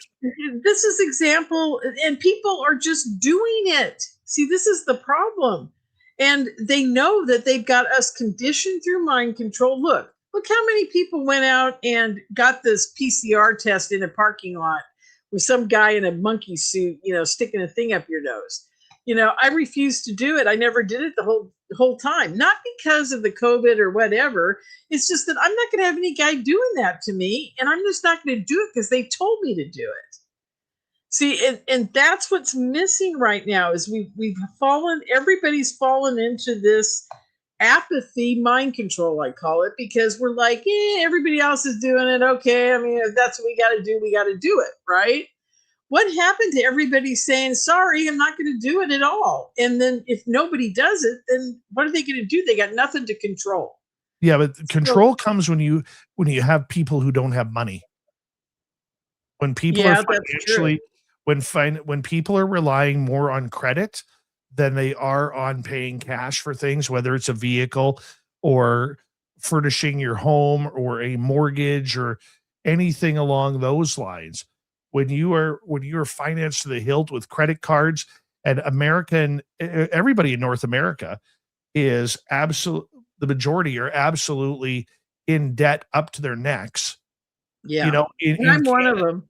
In Canada, 95% of people do not have a $5,000 slush fund. Yeah. Well, right. I don't have that. I don't know what it is in the US, but I can tell you in Canada. But the whole point that we're getting at here is, do they need to worry about mind control if they can control you with the cell phone now? Yeah, well, that's what the cell phone was designed for. I mean, okay, now you know the story about Facebook, right? About what I was back in the late 90s, what happened with me at a Facebook party? No. Oh, okay. This is Well, very Facebook didn't interesting. come out until the 2000s, early Was it 2000? Well, 2005. maybe I got it mixed up with Google, but at the time I was married to a guy that was software, and then when I'm just before I married the hardware guy, between them, whatever, it was the end of the software guy. That's all I remember.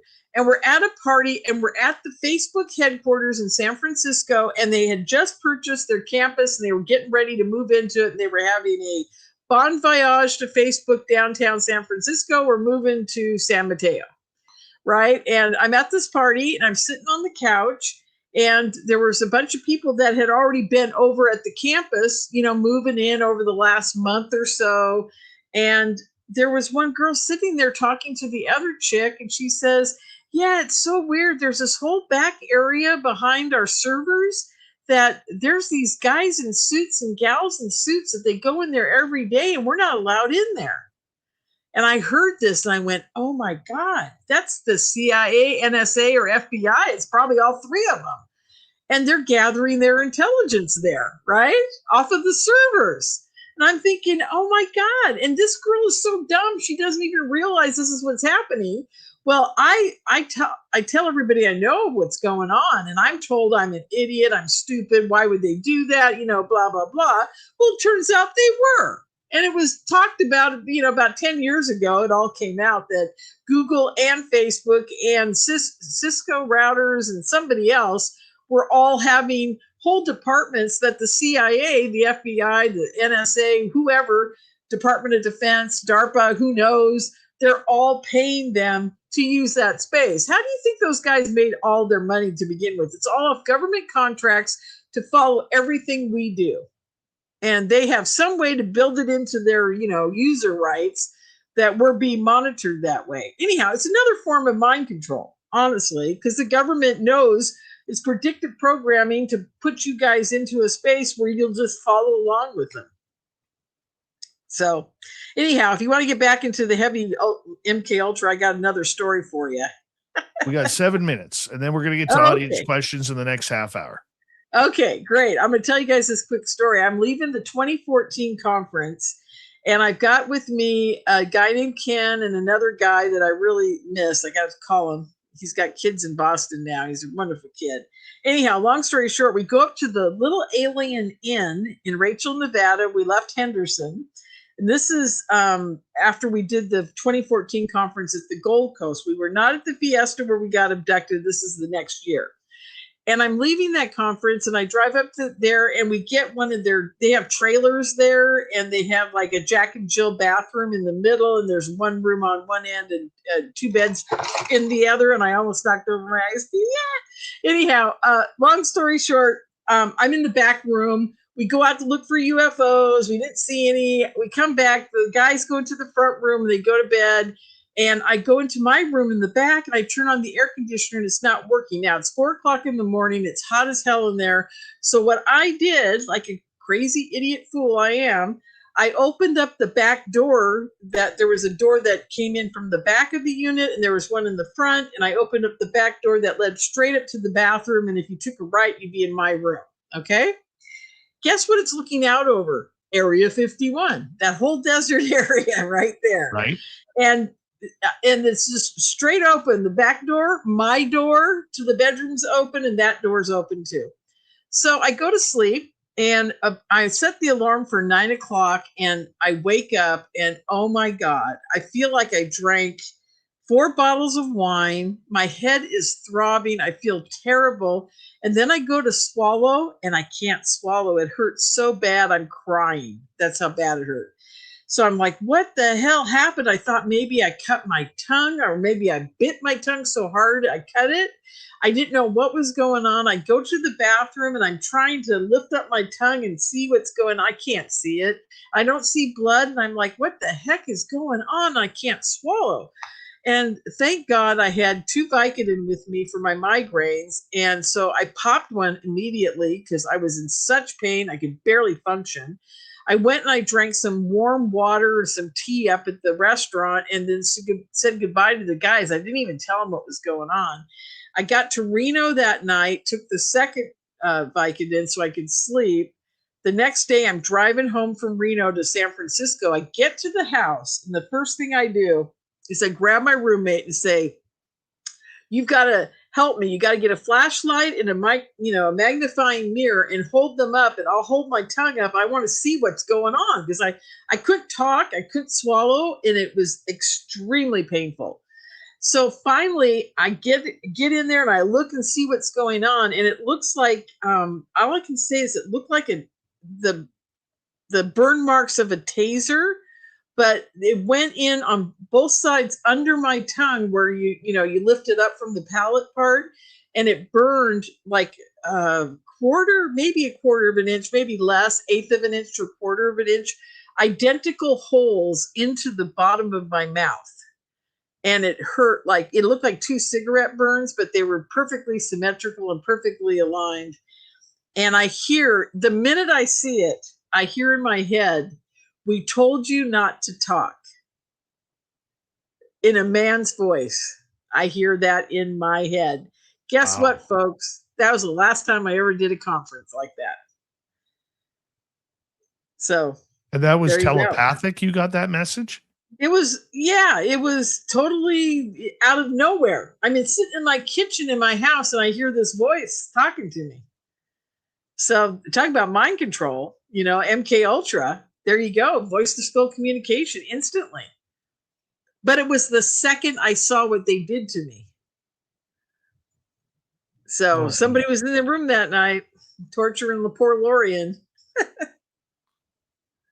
We're going to get to audience questions in the next half hour, but I want to quickly ask you, do you see as the conspiracy club that I call Anna Polina's group? Okay. The conspiracy club, do you see them going deeper into MK Ultra and what is really coming out? Or do you see that kind of like a one and done like topic?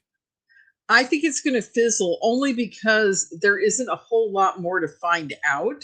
They did a great job. I mean, for a layperson who knew nothing about it, it was a great event. And it really did bring up a lot of things. And yes, they'll be able to do another one and go a little deeper. The problem they've got is, like I said at the beginning, is they don't have any files left. They don't have anybody really alive that was part of all making that all happen. And the people that are still making it happen are in deep underground bases somewhere working for a company that has absolutely nothing to do with the government. And you will never be able to pin them together. And there's a guy out there I know that I'm trying desperately to get to him before he dies. And I can't tell you his name, but he was the psychiatrist for the CIA guys who did the mind control. And I'm trying to get to him to get some audio tapes of his, deathbed confession kind of stuff, like stuff he could never talk about that maybe he could talk about now before he dies. So let's hope. Do you think people want to talk about this? Oh, yeah. Oh, yeah. They definitely want to tell their tales, but here's another problem. If you've been involved in this, if you've been the victim of it, or if you're the perpetrator of it, or if you're just on the sidelines watching it happen and are part of the process or the project, like a project manager or what have you, you know that the government will do anything to silence you, and they don't mind killing people to keep them quiet. They really don't. This is not like, well, ufology has its problems too, but MK Ultra, man, you'll get taken out. It's that simple. And they've done it to many of my friends over the years. Seriously. How do they target people? 40 seconds or less. Well, that is, I can't answer that in 40 seconds or less. I will tell you this. Once they do pick out who they're going to go after, good luck getting away from them with your sanity. Seriously, folks, it's not a fun thing to be targeted by these people in any way, shape, or form. Ask Kathy O'Brien. And they're going after ordinary citizens. Oh, yeah. Yeah, we can get into that after the break. We will do that. We're going to get into ordinary citizens. How are they choosing people? Why are they choosing people? Just like you and me. Lorien Fenton, experiencer, conference organizer.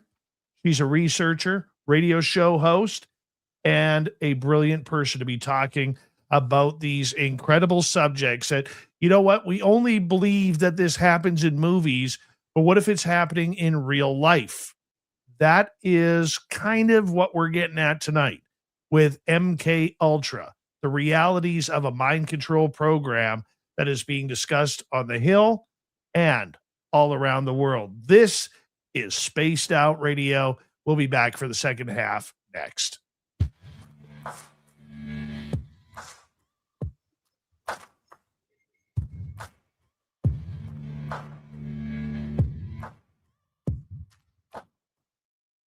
You're listening to Spaced Out Radio with your host, Dave Scott.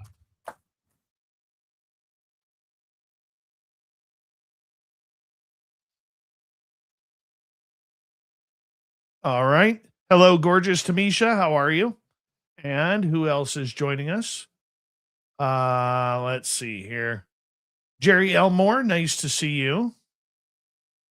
And who else is next here?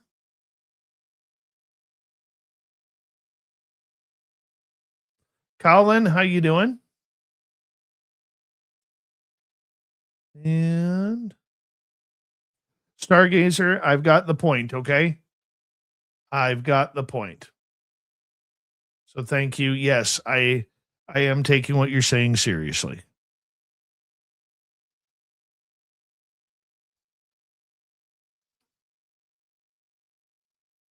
I'm having a good time tonight. That's good. Are the detractors out in force? No. Really? No, we don't get a lot of that.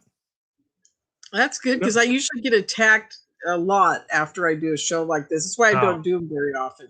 No, we have very good moderators and people have come to know that we don't put up with shit in our chat rooms. So that's good. Yeah. I mean, I used to get hit by the trolls probably once a week really heavily, but that was a number of years ago. And just started, you block the accounts and eventually they all use the same account, but just different names. So, right.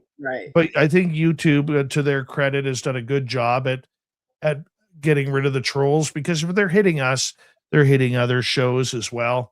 But if somebody like in our community just comes in to be a jerk, I have a zero tolerance for it now. Whereas I used to kind of allow it a little bit before because I didn't want to block anybody. I didn't want to be the blocking guy or whatever. But I had in 2024, I had a real down and out situation where like my depression was hitting me pretty hard. Yeah. And then a couple people came in and one night, and it was like back-to-back nights, and they were just pounding me and pounding the guest and all of this, and I knew who they were. And the sad part is one was a regular guest, like here almost every night. What? And I just said, I'm done. And like I use this show to relax. Exactly. When you need that kind of stress. But some people, it's kind of like going fishing. You can go fishing to relax, but there's always that one guy on the lake or on the river that no matter what, he has got to catch that fish. And he's got to bring a fish home. Like he's just like psychotic about it. And you get people like that in the chat rooms where all of a sudden, something triggers them. Maybe they've had a bad day and they're going to take it out on you, or maybe they've heard other people talking about it, but they don't understand our radio format, and they want those drama questions that are out there.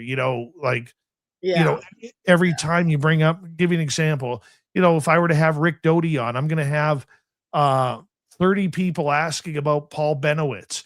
It's irrelevant to the conversation. He's been talking about Paul Benowitz for 20 years. He's not all of a sudden going to say, oh, well, I'm on Spaced Out Radio tonight. Thanks for the question. I'm going to answer that. Right? Yeah. It's not going to happen.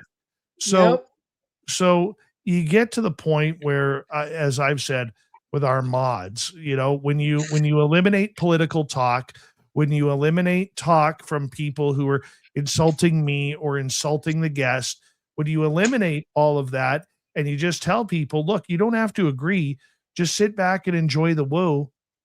And if you have great mods like we do, you don't have to worry about it. Like, I don't worry about my chat room. Very rarely does something get through. And sometimes if somebody is new here and they want to try and be a you know, a troll or whatever, I'll usually kind of dig in on them and you know, it gives me a little chance for some fun too. You know what I'm saying? Yeah. So we're coming back in 5 seconds here. So sit tight.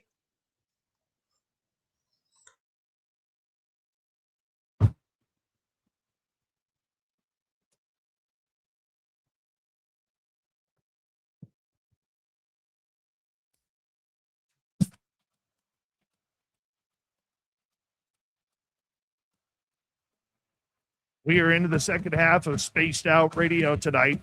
My name is Dave Scott. We are so glad to have each and every one of you here as we bring back Lorien Fenton from the Fenton Perspective on the radio in San Francisco. She's also part of MUFON. She's an experiencer. She's a researcher. She's a conference promoter. And we're talking MK Ultra tonight. And right before the break, Lorien, we were talking about the government side of this. How do they choose people? How do they choose ordinary people, whether it's you or me or whoever? How do they make that selection? Have you been able to find out?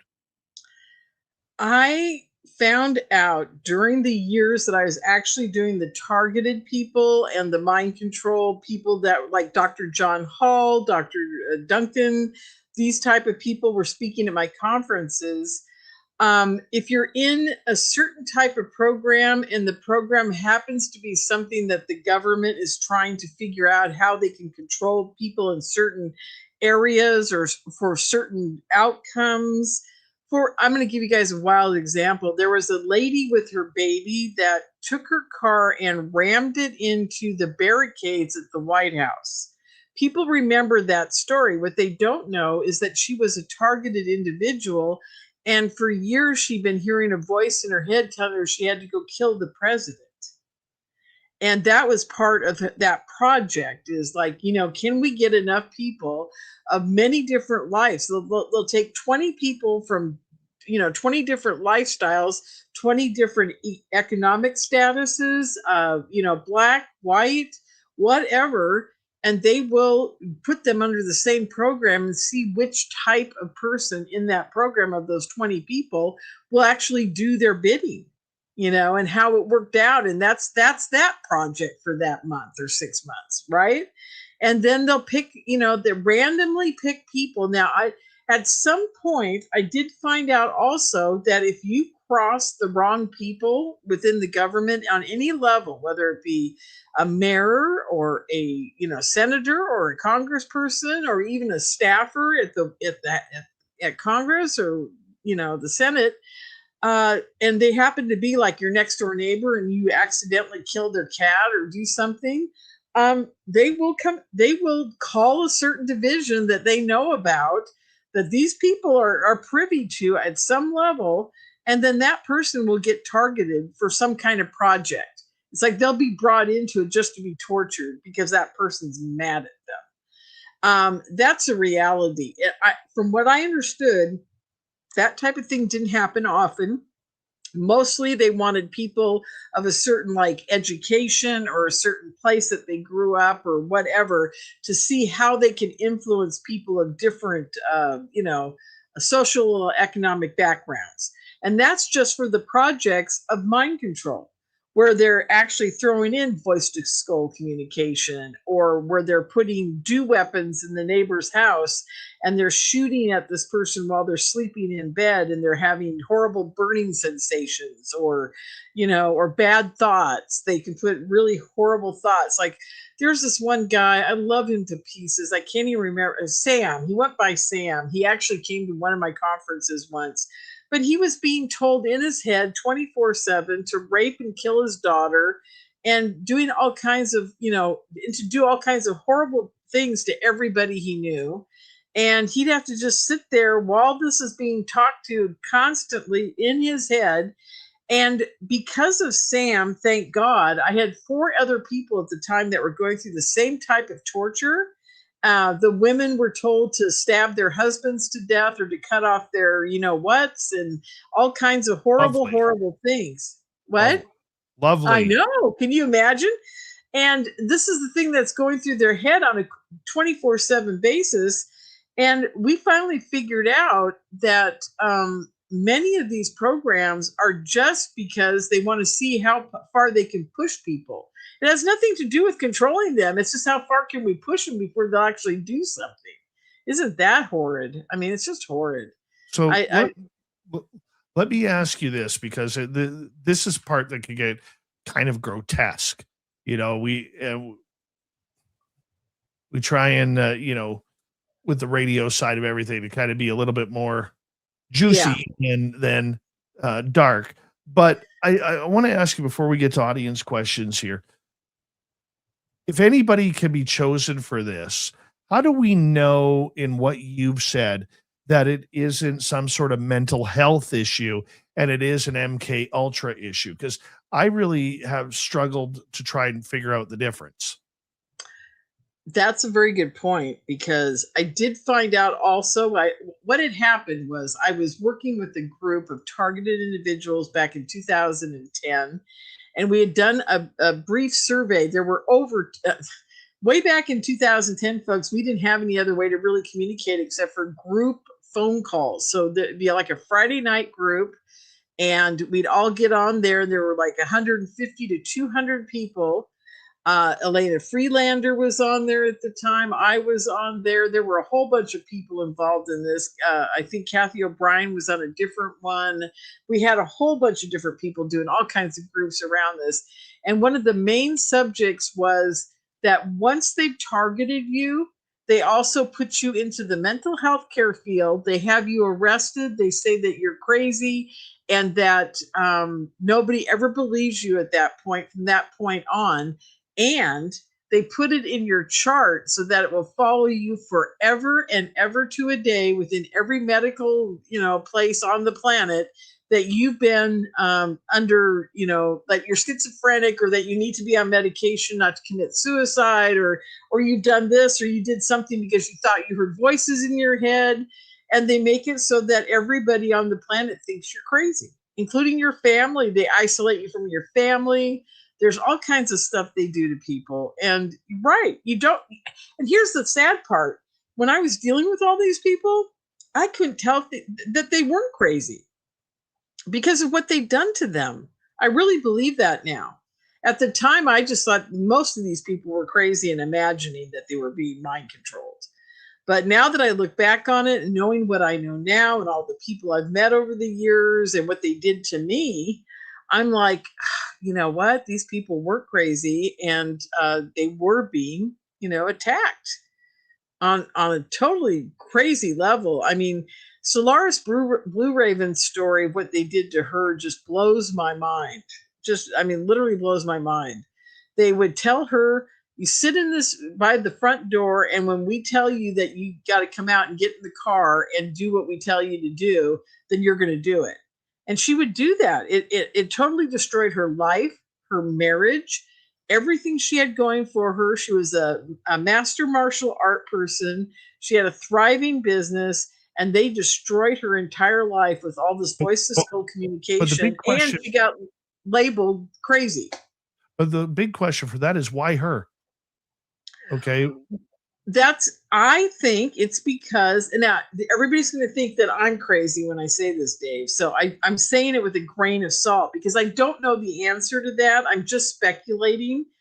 But I finally came to the conclusion after I stopped dealing with all this in 2015 that it has a lot to do with who are the troublemakers and that these people are able to see the future. And they know who the troublemakers are going to be. And if they can put them in a project and deter them from ever causing any problems for them, they will do it.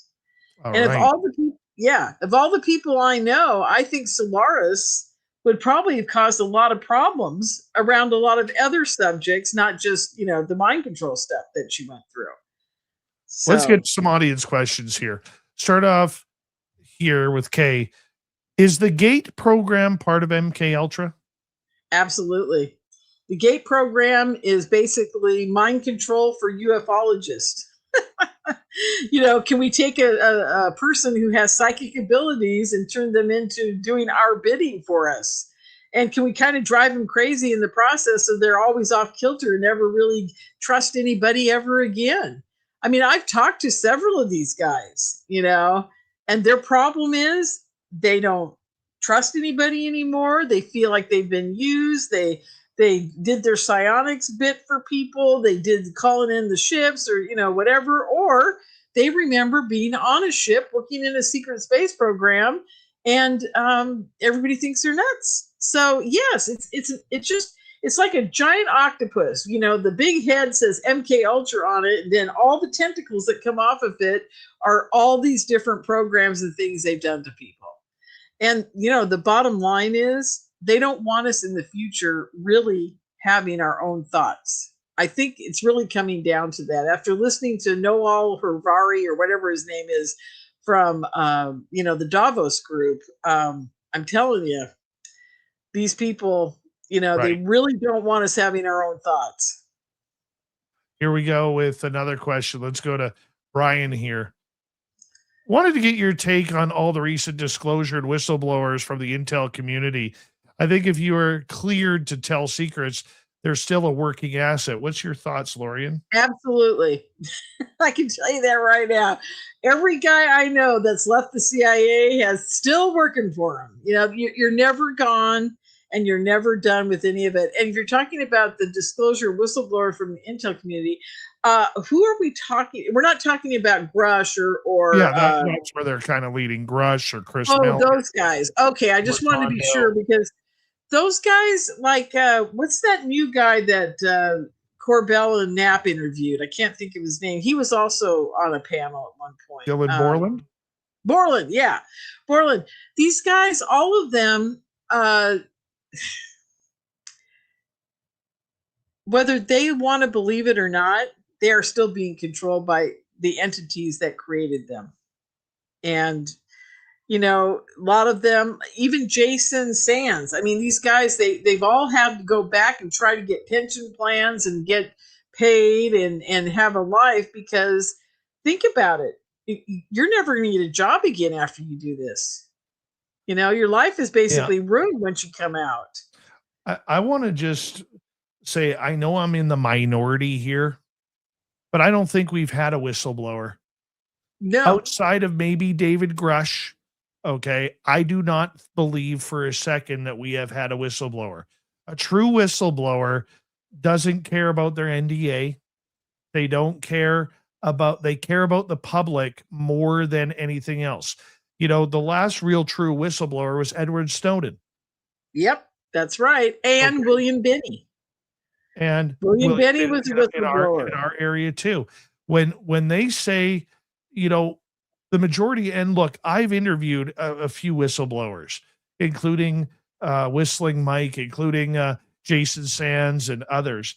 And the one thing that I will say about them, I agree with them coming out and saying what they have seen, what they have experienced.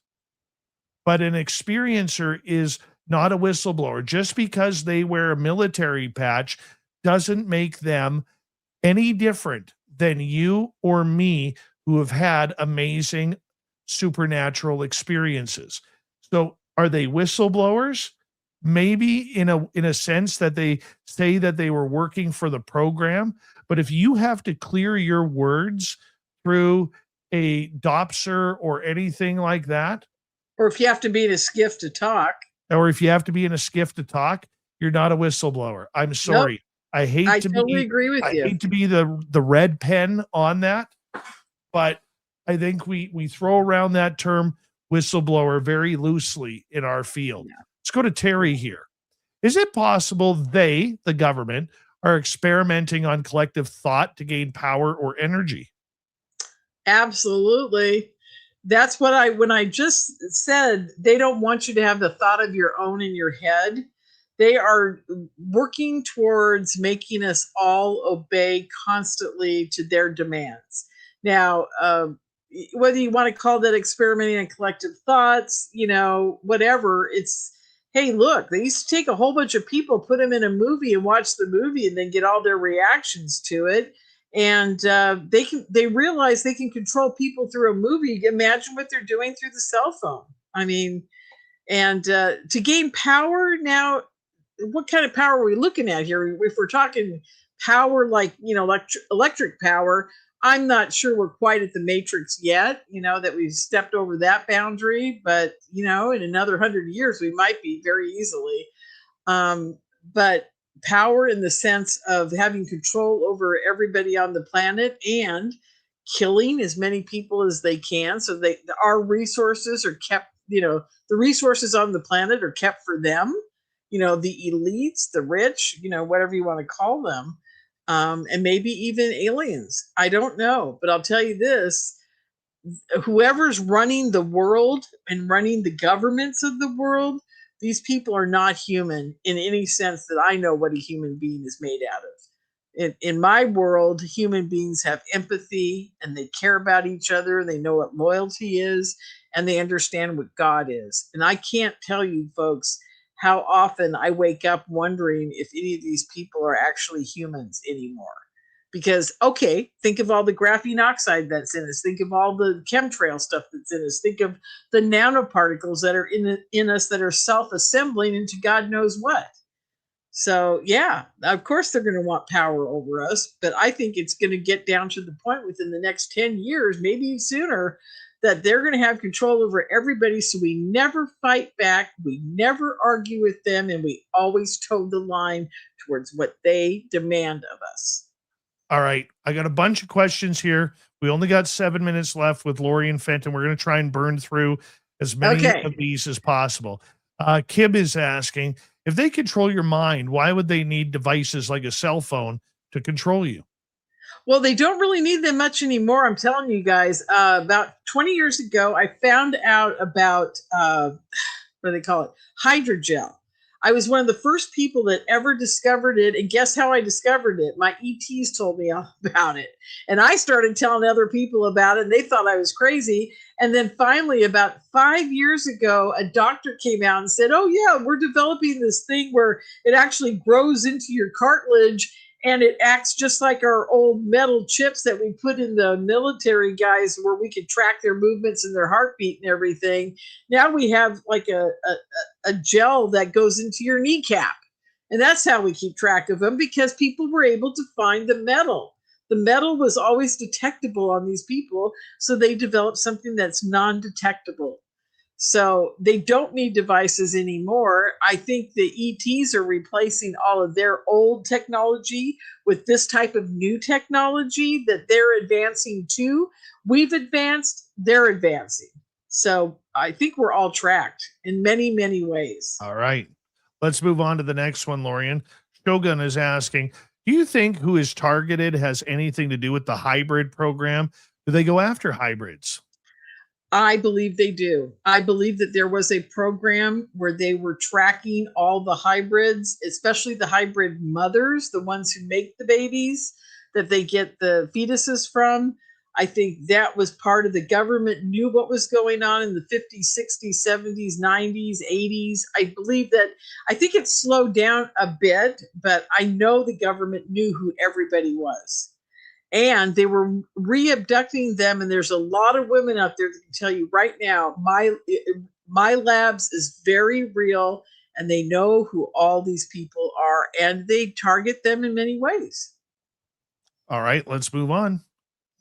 Marv is asking, speaking of mind control, Are these tranche releases of the UFO files that started about 8 weeks ago a PSYOP? You know, that's a good question, because I've had people who know nothing about it that I've sent there, and their mind is blown. They go, "Oh my God, I didn't know about this, and I didn't know about that." And for a seasoned ufologist or somebody who's just been interested in it for a long time, who's listened to a lot of Coast to Coast or Dave Scott or whatever over the years, you guys will know about all this stuff. There isn't much there that we didn't know about. And so in a weird way, it is a psyops, because it's giving people information that's already been out there that they probably could have discovered. Yes, there were a few videos that I'd not seen before, but most of them, if I hadn't seen them as a videotape, I've seen them with my own eyes. So it wasn't like anything surprising to me. I just All right. I don't know.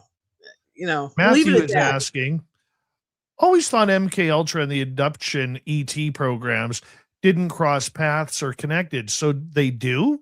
Just trying to learn and understand.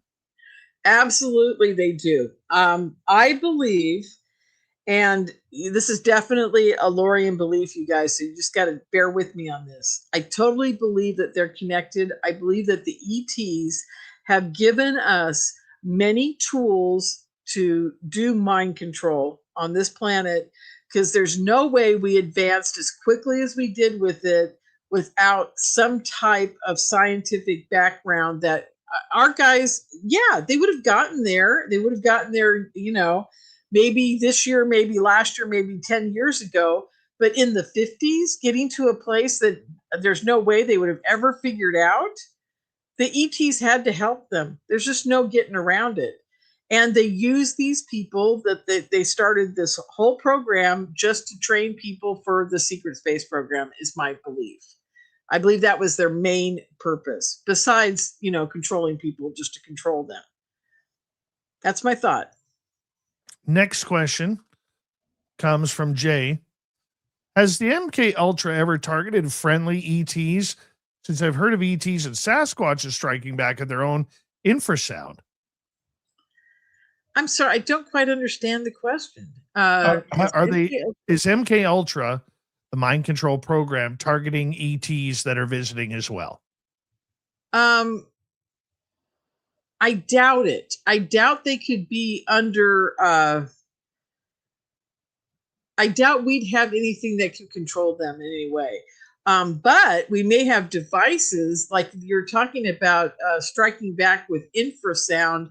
You know, we have that new discombobulation thing that they're talking about that they used in Venezuela, where nobody could think or do anything anymore. Hey, that's a mind control weapon, folks. What they did to those people is just like major Havana syndrome.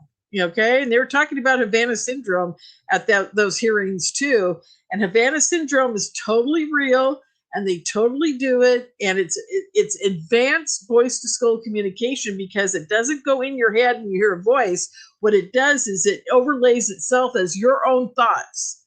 They're putting those thoughts in your head, and you think you're the one thinking them. So let's get one more question here, Lorien. Yeah. Let's go to ACUF here.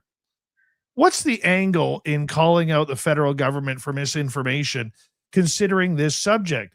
If the evidence and data already exist, why is it considered? If we're talking about the hearings they just had, why call them out? Well, because there are people within the government structure right now, like Anna Paulina Luna and all those people that were at that hearing, that really want to know the truth. You know, there are quite a few of them left. They're on the Hill that want to know what the heck happened. It also could be a distraction to keep us from thinking about other things. But yeah, I think they want the government, everybody within the government structure and everybody that was listening to those hearings to know that this is a real subject. And that's my opinion. I mean, why else would you bring it up? And like I said, it's kind of the trifecta. You got the mind control, you got the conspiracy stuff, and you got the UFOs. And I think on the Hill, they're trying to address all those issues.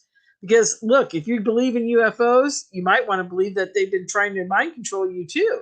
So the good guys are trying to get the world to awake to the fact that we have this going on. I think that's the truth. Lorien, tell everybody where they can find your radio show. Revolution.radio. I'm on Mondays from 5 to 7 p.m. Pacific, 8 to 10 p.m. Eastern. And I had a very interesting guest on today. He's another podcaster. Like, we had fun. And I got to get Dave on soon again, because it's Dave's turn to talk about that darn Sasquatch, and Carl. Well, I appreciate you, Lorien. Thank you so much for coming back on Spaced Out Radio. Coming up next, Grant Baker and the UFO Report. Swamp Dweller will kick things off. This is the Mighty SOR. You're listening to Spaced Out Radio with your host, Dave Scott.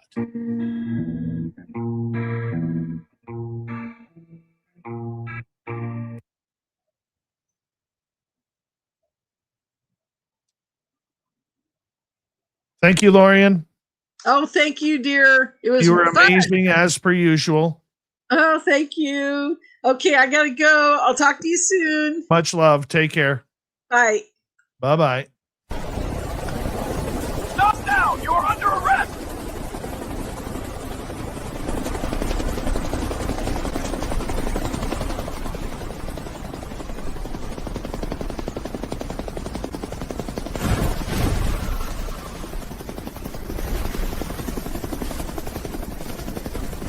Hands up! Don't move!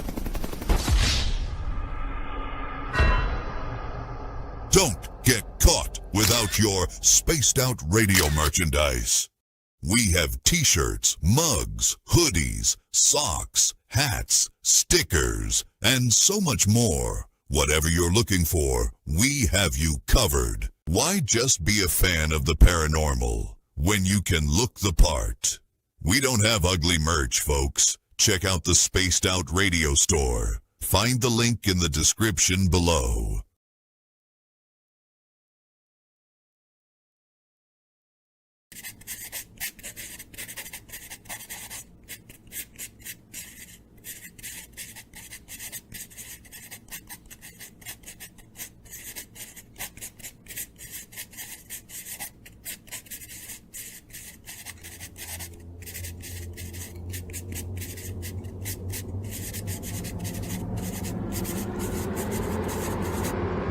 Dirty filth.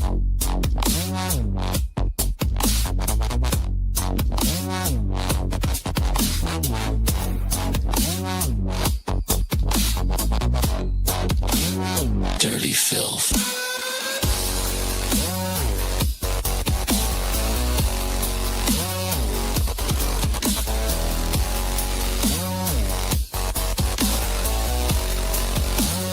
Dirty filth.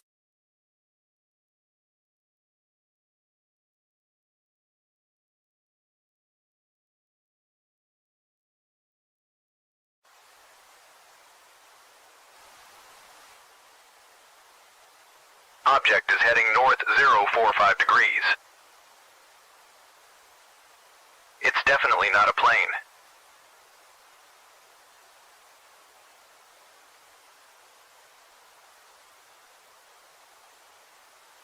It seems to be tethered to something.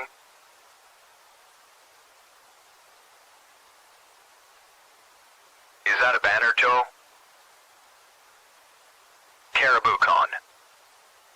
Does anyone know what Caribou Con is? Caribou Con, one of the BC Caribou region's best-kept secrets. Until now. Join our panel of renowned paranormal experts for a weekend of fun and intriguing presentations. Go to cariboucon.com to book or inquire now.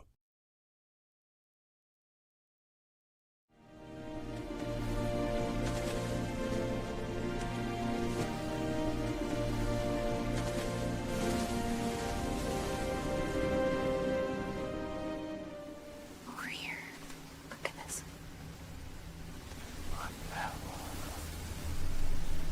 Discover Spaced Out Radio on all your favorite platforms. We're live every single night with the best in UFOs, cryptids, paranormal, and the unexplained. And you can find us on all your favorite platforms. Head over to Instagram for behind the scenes and daily weirdness, TikTok for quick mind-bending clips, Facebook for community discussions, and X for real-time updates and hot takes. Wherever you scroll, Spaced Out Radio is there. So go search Spaced Out Radio on every platform, hit follow, and turn on notifications so you never miss a single episode. The weird is waiting. See you there.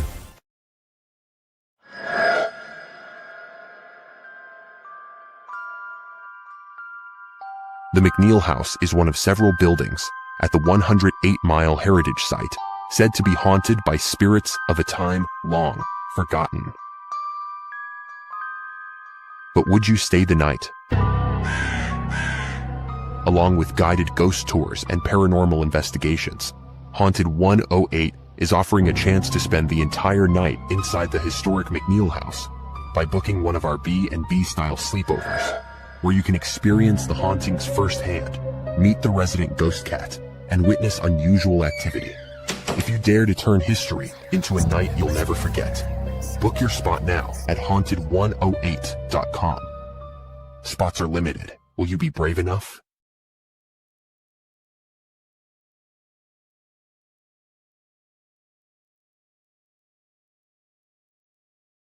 Come on. There, finally unmuted. Thank you for tuning in. Let's bring in the Grantavius one. Look at that shirt. Look at that shirt. If that shirt doesn't say he's ready for Vegas or something, I don't know what will say that. How you doing, buddy? Good. How you doing, bud? Good. Thank you to T-Bone for just racking up the hat trick tonight. Appreciate that, T-Bone.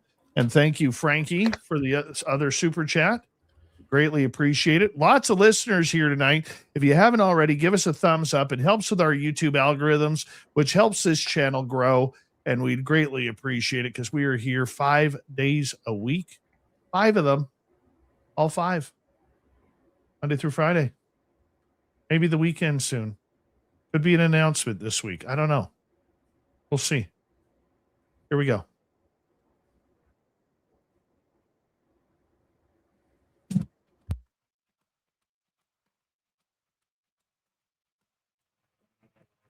We are into hour number 3 of Spaced Out Radio tonight. My name is Dave Scott. We have Swamp Dweller and we have Grant Baker with the UFO Report coming up here momentarily. But first, we want to say hello to all of you listening in on our terrestrial affiliates around North America, digitally on every major podcast network. Our website, spacedoutradio.com. We have a plethora of features for you. Rock out to Bumblefoot, read the news wire, check out our swag as well. You can follow us on X at Spaced Out Radio, Instagram at Spaced Out Radio Show, and on Patreon in the Space Travelers Club. The Desert Clam has set the password for tonight in the SOR Space Travelers Club. What do you got for us, Clam? Magnificant. Make that Magnificat. Magnificat is your password. Use it wisely, Space Travelers, as the Clam sets the password each and every night right here on Spaced Out Radio. Let's head to the swamp. Hello and welcome to Spaced Out Radio's Swamp. I'm Swamp Dweller, and tonight I'm going to take you on a mystic journey of the unknown, sharing tales of monsters, legends, and nightmares. Welcome to the Spaced Out Radio Swamp. This isn't the most impressive, scary thing that's happened to me, but it's definitely spooky and unexplainable. Since I'm sort of reliving these stories, I figured I might as well write about them and get them out there. As a teen, we're talking probably around 1996 here, me and a few friends went through that let's go ghost hunting phase. On this particular night, there were 3 of us. We had heard stories about the ghost on Angelica Lake, which is a small park with a lake near Reading, Pennsylvania. If you've ever seen Avatar: The Last Airbender, then you've seen this lake. Shyamalan shot the scenes at the lake where the kid is bending water. Anyway, we drove to Angelica Lake at around 8 p.m. or so. It was summer, and the sun hadn't fully gone down yet. I remember we waited there from dusk until it was full dark around 9 p.m. or so. The three of us walked around the lake hoping to see something manifest out of the water. But unfortunately, nothing ever happened. We didn't hang out long, so it was roughly 10 p.m. when we decided to move on. The next stop was called Spook Lane, located 25 minutes away in a rural town called Ole, Pennsylvania. This road was another urban legend everyone in the area had heard about. But this is where things really started getting weird that night. We arrived at Spook Lane. You can actually Google it if you want to. Sometime around 11 p.m. We didn't stop anywhere along the way. We just left Angelica Lake and drove right there. Now it's called Spook Lane, and the road is really named that. But I've since tried to locate the exact spot where this happened. I don't think the road is technically called Spook Lane, but rather a road that connects to it. Anyway, for the sake of the story, and given that Google Maps didn't exist way back then, to everyone involved, we were on Spook Lane. Keep in mind that this area is way out in the sticks. There are acres of agricultural land, but also heavily wooded areas. Along this road are several really old busted up vacant houses from like the 1800s. They're in total disrepair and crumbling in on themselves. From the outside looking in, they're quintessential haunted houses.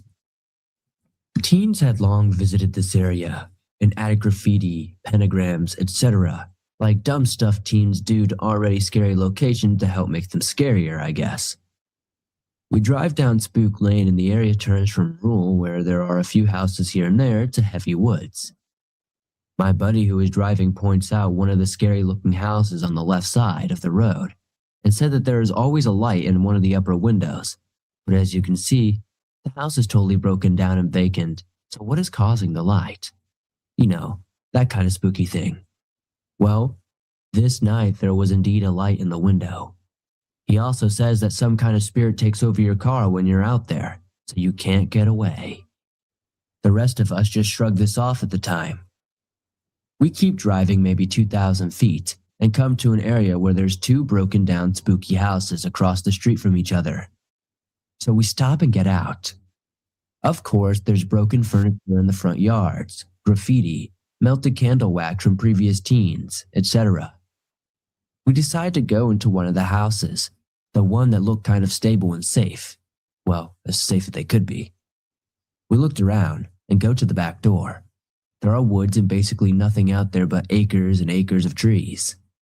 Then all of a sudden, we can hear a distant dog bark, then another.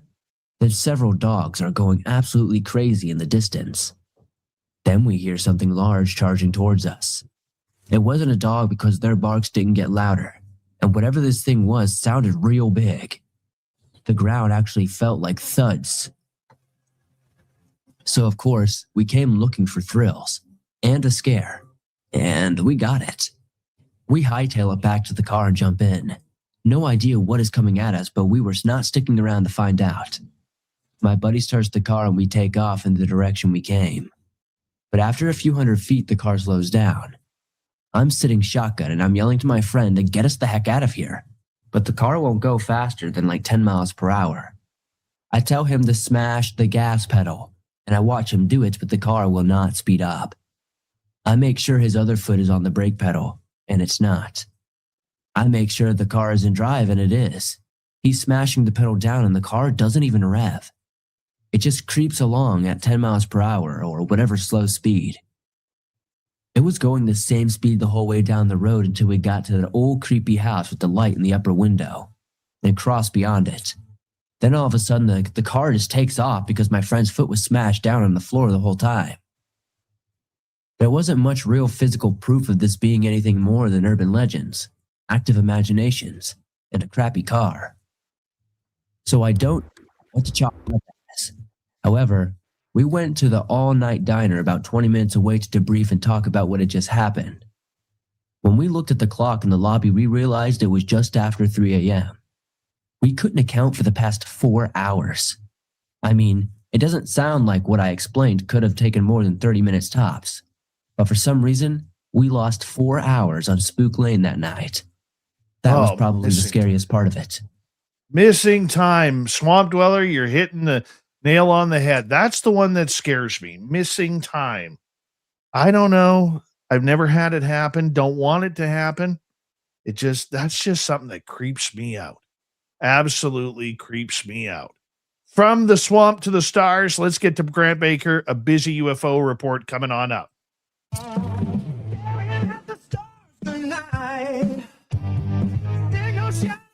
In the sky, Grant's got the stories breaking through. What hidden now comes into view. From distant light to secret files, mystery tracks for miles and miles. Revealed, everything you'll slowly peel. So tune in close, don't miss the facts. UFO facts, we've got your facts.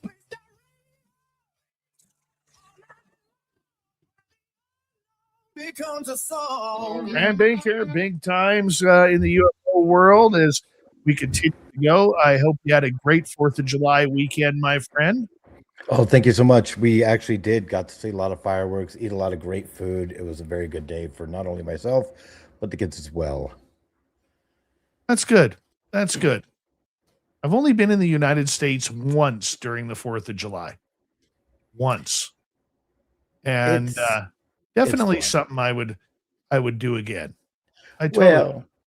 Everybody's celebrating. Doesn't matter where you go. And I mean, you can stumble in across somebody's home and they're all barbecuing and having fun and lighting off fireworks in the streets. And, you know, a lot of here where I live, you're not supposed to do the big ones, but if you live where I currently am living now, I can see the whole city and they're everywhere. And it's great fun. And, you know, love it. I love it. No one gets hurt. I do. I love it. One day I got to get down there for 4th of July. I want to go just so bad, just to see it. I've been watching a lot of the highlights of the fireworks, and it reminds me of a number of years ago. I was traveling to Pittsburgh, Pennsylvania, and I actually caught a flight on July 3rd to Pittsburgh. And so my flight went from Vancouver to Toronto. Then I had a little bit of a layover before hopping on a charter from Toronto to Pittsburgh. And we took off at 8:30 at night. We crossed Lake Ontario. And the minute we crossed over Buffalo, from Buffalo right over to Pittsburgh, I got the best view ever of fireworks, being above the fireworks. If you ever have an opportunity to fly on the night of July 3rd, please do. It is one of the most beautiful sights I've ever seen. It was just fireworks for as far as the eye could see, and it was absolutely amazing. Absolutely amazing. That would be a good one to see. Right? All right. Busy time in the UFO world. Where are you going to get going here? We're going to get going with, it's just a small one to start off with, because this is going to ramp up real quick, folks. Mark Christopher Lee. You just had him on your show not too long back. He did a follow-up update, and multiple journalists confirm it. Trump's UFO disclosure speech is, get this, ready. And here's what he has to say. And I found this on X. I've been getting a lot of messages late after my last post, so here's the latest. Today, I personally spoke with several different journalists, people with real sources inside Washington. Every single one of them confirmed the same thing. There is a UFO disclosure speech prepared and ready to go for President Trump. They didn't just hear rumors, quote unquote. They know it exists. They know the content has been worked on, and they know it's not far away. Then he goes on to say, read my lips.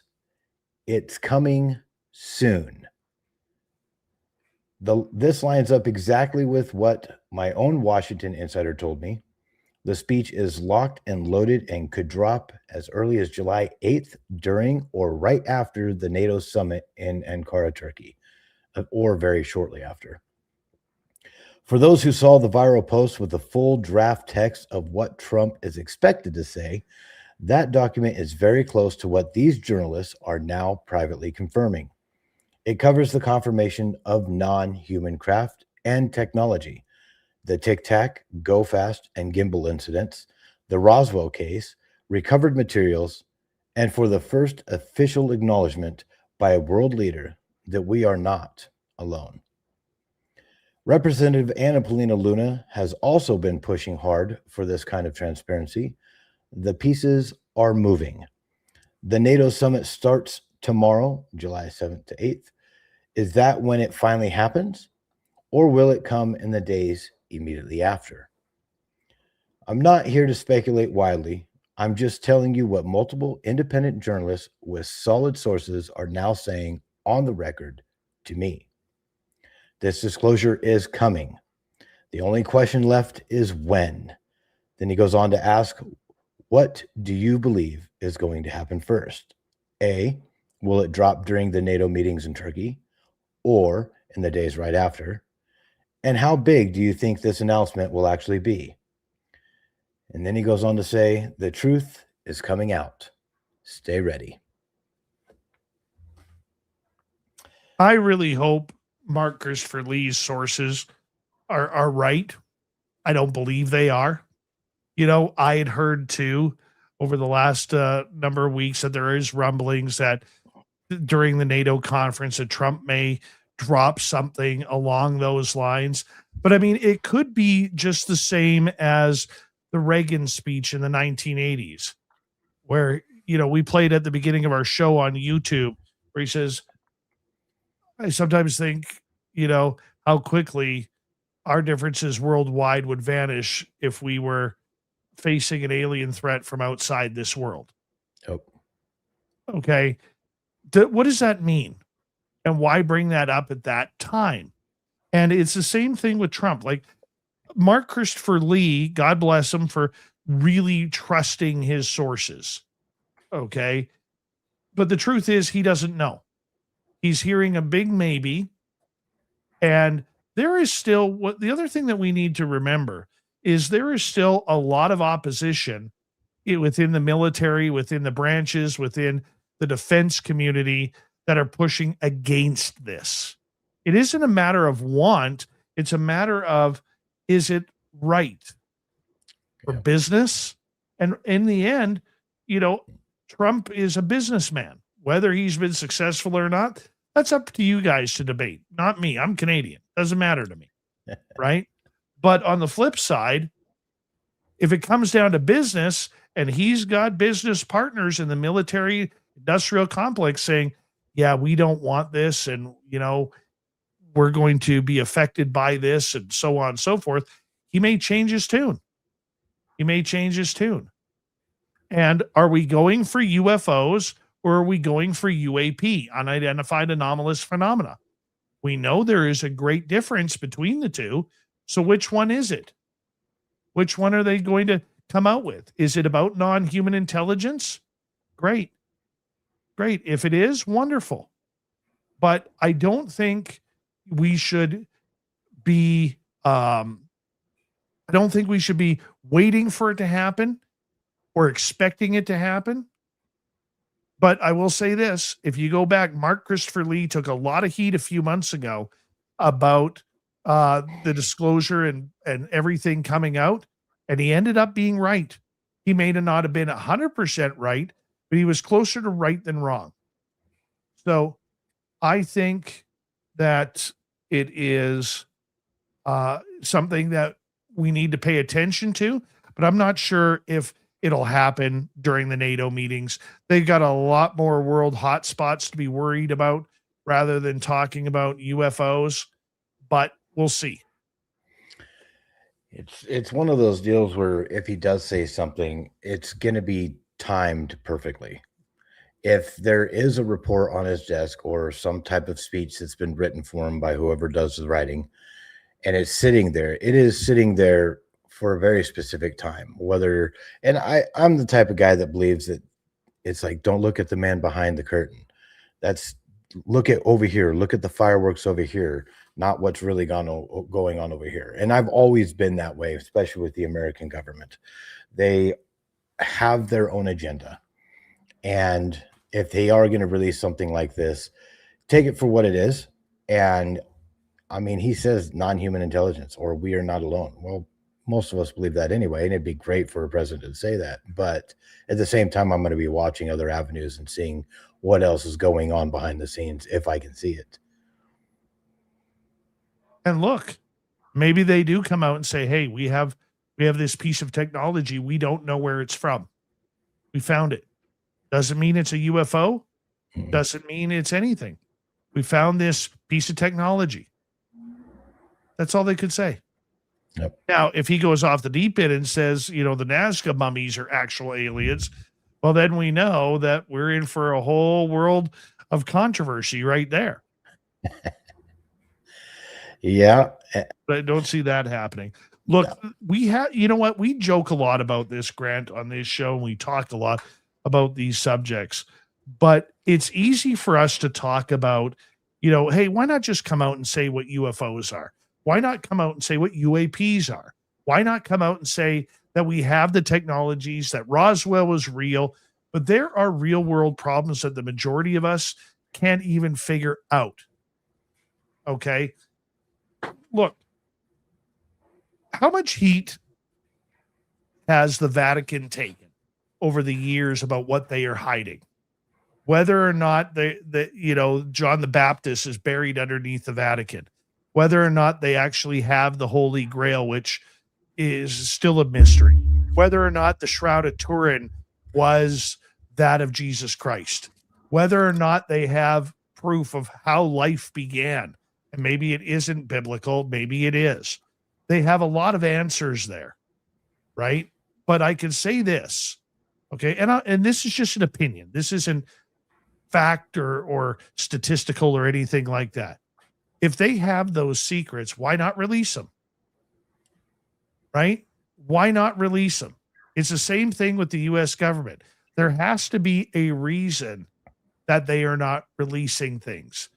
And you got to realize there's 8 billion people on this planet that are going to be affected by that answer.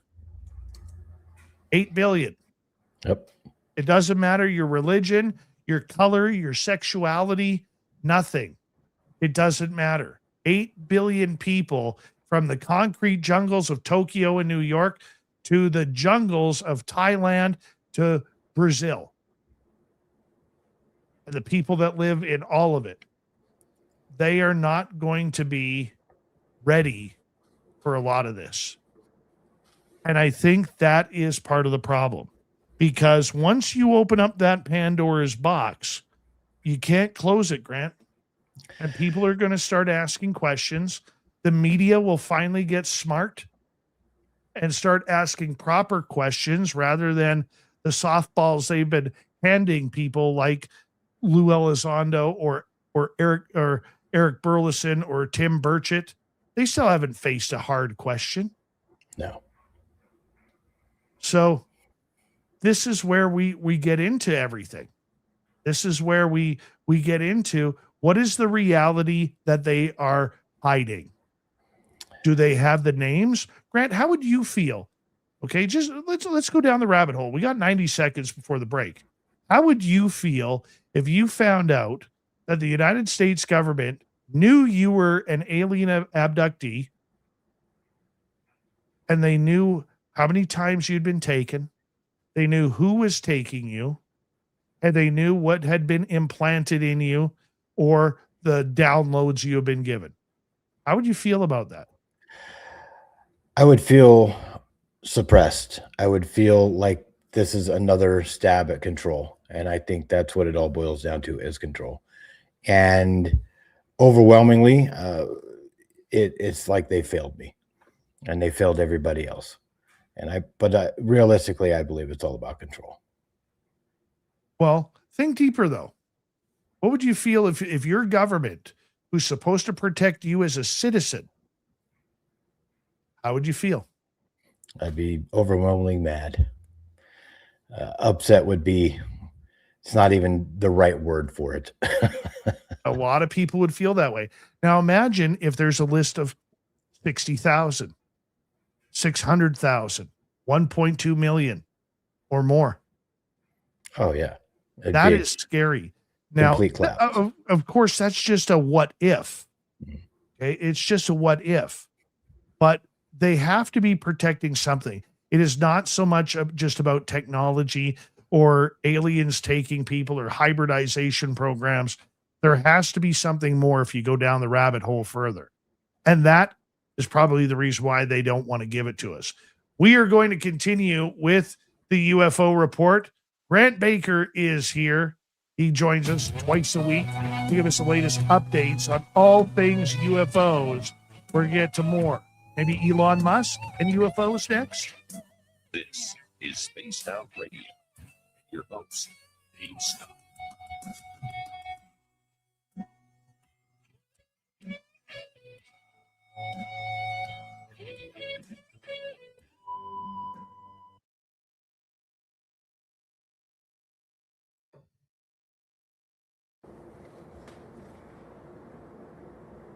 All right, buddy. All right. We clear. Maybe Elon Musk and UFOs next. Maybe. I kind of set that up. See how I teed that up Oh yeah, I like it. for you? Well, this is one that really just irks me too. This is one I've been talking about for a long time. Yeah. Oh, dude, my knees are killing me today.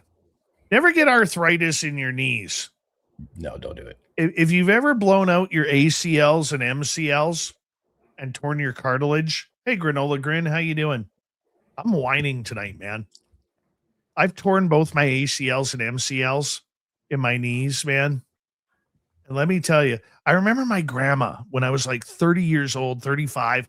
When I blew out, no, 30. I'd blown out both my knees by 30. And was it 30? No, probably 33, 34. And I remember my grandma saying, why don't you quit all those sports? Hi, Honest Content, how you doing? Why don't you quit all those sports? You know, you're going to pay the price, you know, for arthritis in your knees and all of this. Grandma, you know what? I'm going hard while I can. Going hard. Well, geez, now at 53 and a little bit overweight, man, let me tell you, the old knees there, it's like the arthritis is like, thud. It's like, come on. No, I don't have the gout, but I love the word gout because it's funny. It's a funny word. That's the gout, Dave. My daytime boss, he was limping around the other day. He golfed 3 times in 4 days. He was pretty sore. I'm like, hey, man, what's going on? He's like, oh, my knee is killing me. I said, well, come on. You got to route the gout, man. And he said, I don't got gout. And I'm like, oh, what the hell? What the hell? Maybe you do. Maybe you got some G in there, you know? Yeah. I don't know. I'm worried about it. I used to get yelled at by a guy when I was working the yards, and I jumped off the back of a flatbed, you know, one of the big red flatbeds. Old Bob come running out. Damn it. Don't you do that. I mean, he would just get on my case. You're going to blow out your damn knees. You're going to be like me. You know, he's got both his knees replaced. I'm like, oh, yeah. And I never did it again. He got on me so hard, I quit doing it. Stargazer, shame on you for giving up bacon. There's never a reason in life to give up bacon. You can give up anything you want, and you should never eat breakfast foods for dinner. But bacon's universal, just out of everything. I was gonna say, man, I can eat bacon all day long. Oh, I can eat it quite heartily. Makes for a great sandwich. You know what my favorite sandwich is right now? Ooh, pastrami and Swiss. That's my favorite, period. Oh, pastrami is fantastic. Oh, yeah. Oh, yeah. Pastrami is just fantastic. Cheesecake is good, too. Yeah, I don't get it very often. Every time we buy it, the kids eat it so fast. Right? I remember I bought it. Where'd it go? It's like ice cream in my house. Oh, same here. Especially with my 16-year-old. He'll get up in the middle of the night and there'll be a brand new thing of ice cream in there, just one of the quart ones. We'll get He's like 4 going of hard them. on it. He's Oh going. yeah. There's like 3 bites left by the morning. You're like, what? We had a box of dilly bars in the house. Last week I come up and I knew there was like 2 left. I come upstairs. There's 2 empty wrappers on the counter.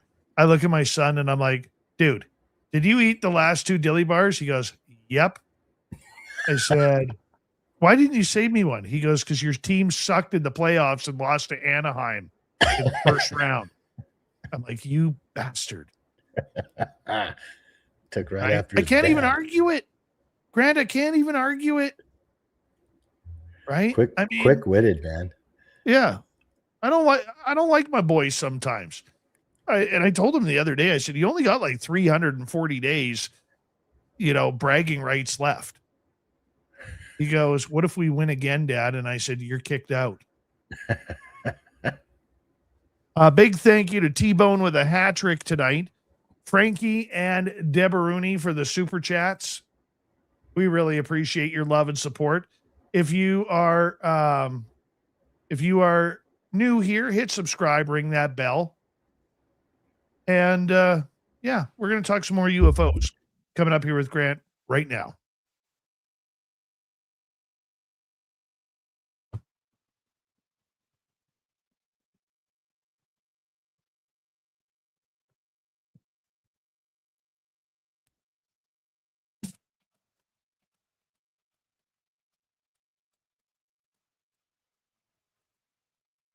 Here we go with the final half hour of Spaced Out Radio tonight. My name is Dave Scott. We're in the UFO report.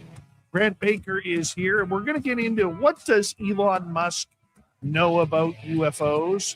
Grant, you got a report on that. Yes, sir. So Dan Farah, quote, Elon Musk probably knows more than he is legally allowed to say about UFOs. Dan Farah and Dr. Hal Puthoff dive straight into one of the most intriguing questions of all time. How much does Elon actually know about non-human craft and the decades-long cover-up? They explain that Elon's position running SpaceX, working directly with NASA and the Pentagon, and pushing humanity towards multi-planetary life puts him in a unique spot. He almost certainly has access to information the public still hasn't seen. But legal agreements, security clearances, and government contracts means he can't say everything he knows. If the man building rockets to Mars is sitting on classified UAP data, what does that tell us about how close we actually are to the truth? And do you think Elon is deliberately holding back, or is he genuinely limited to what he's allowed to reveal? And this one, I have been stating ever since I saw him on one of the biggest podcasts in the world. And he was asked directly, what do you think about UFOs and aliens? And he went on to say, well, they're not out there. And if they are out there, they're being very subtle. And ever since that moment, I kind of had an inkling, like, this guy knows what's going on. He has to know what's going on. I'm on that side of the fence. There is no way in my mind that he can be a part of all of these different companies and all of like the Pentagon, NASA, and he's launching these things into space with these rockets. This guy has to know more. I would agree with you. And look, Elon had to sign an NDA in order to work with NASA. NASA has already come out and admitted that they were lying for years. Because even though it's not by their own admission, I should clarify, pardon me. Okay, but the tranche files show that NASA has been lying for years, decades, about what they know about UFOs. If he signed a deal with NASA, he's not allowed to talk about it. But I remember a few months ago, Mr. Beast was doing this program, and he actually went into SpaceX. So if you don't know who Mr. Beast is, I don't know if you've watched enough YouTube, but he just passed 500 500 million subscribers. Mm-hmm. I want 100,000. I'm at 30,000. He's got 500 million plus. That's sickening. Sickening. But nonetheless, you know, jealousy aside, he went into down to Texas and filmed part of one of his videos at SpaceX. And he actually asked one of the engineers, are there aliens out there? And the guy's just straight face says, nothing I can talk about. Nothing I can talk about. What does that mean? It means there keeps is. the door open, you know, keeps the door wide open. And remember the crap Elon got in on Joe Rogan when he decided to try the hippie lettuce. I remember that. They were worried that he was going to lose his NDAs and his contracts because part of the reason, part of the way of the job is you're not allowed to have any sort of narcotics in your system. And unfortunately for you guys, you're still archaic down there about marijuana. You are. Most states are opening up, but the country hasn't legalized it yet. So that's for another talk. And no, Dave does not partake in the old puff, puff, pass. I will say that. I will say that. But he knows more. He knows. Yes.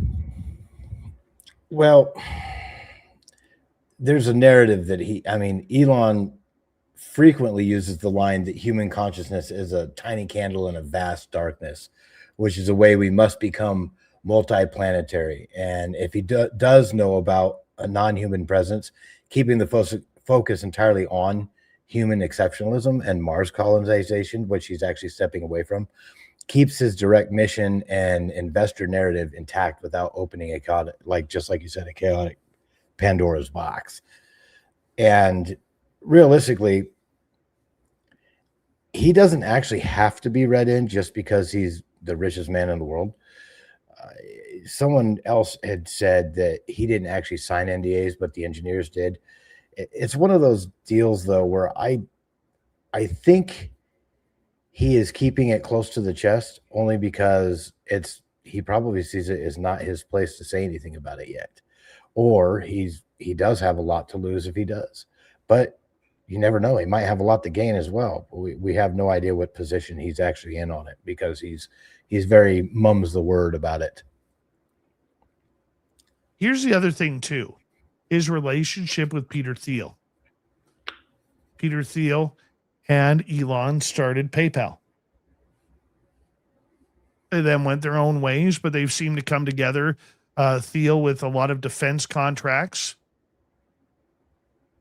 with Palantir and other industries that he is partaking in. Obviously, Elon with SpaceX, Neuralink. There's ties there. These guys know. And we know Peter Thiel has also funded Enigma Labs, the absolutely unattractive UFO reporting site that won't even tell you where your information is going, unlike New Fork or MUFON or any other legitimate group. So when you sit there and you look at it all, Grant, you know that they're in the know. Oh, yes. It's not that hard. You can't be doing that. I mean, if I'm Elon Musk, and sure as heck I'm not, because I checked my bank account, definitely not even close to Elon. Okay. But if I'm Elon Musk,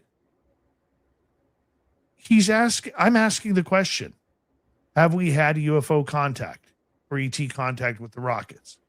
It's just like, what does every person who steps into the White House ask? Do we have UFOs? What happened at Roswell? How many presidents have said that? It's one of the first questions you ask. Obama was famous for answering that question, right? It's one of the first questions you ask. Is there anything there? And I was disappointed to find out there was nothing. Well, we're learning that there is something. It's not nothing. So I'm in the firm camp that they know.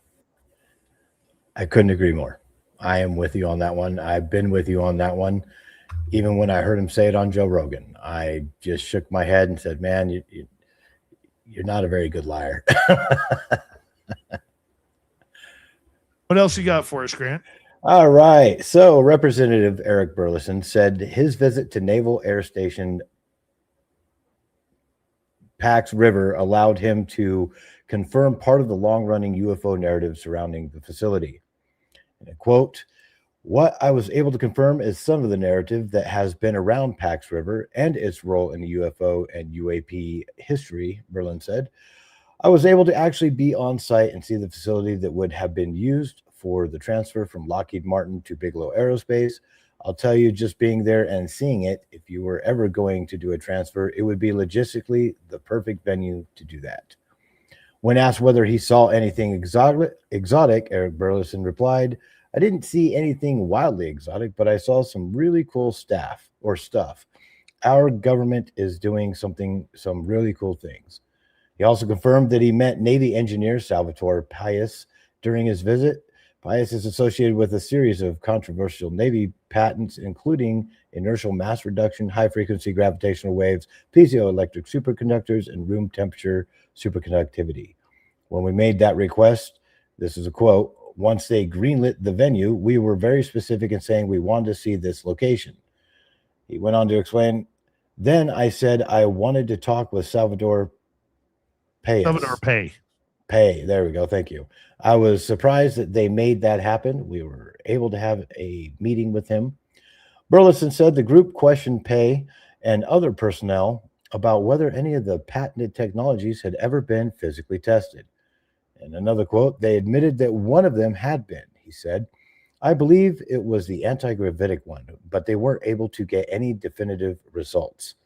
According to Burleson, Pay mentioned that the device had not been constructed according to his original specifications. And another quote, Burleson said, "I'm not putting words in his mouth, but I picked up that had they built it exactly the way he designed it, they probably would have more of a definitive result." Because the test was considered inconclusive, Burleson was told the project was not taken any further. He also suggested that Pay had since been moved into a different role and appeared extremely reluctant to speak publicly. It seems like they've put him in a different role, and he seems very scared to talk to anybody, which is very interesting. Burleson seems to be opening up a lot of different doors recently. Yes. He really does. What do you think he's trying to get out, Grant? Eric Burleson, I mean, he's trying to get the logistics into paper trail. That's his ultimate goal. When he's trying to get what we've created out as well.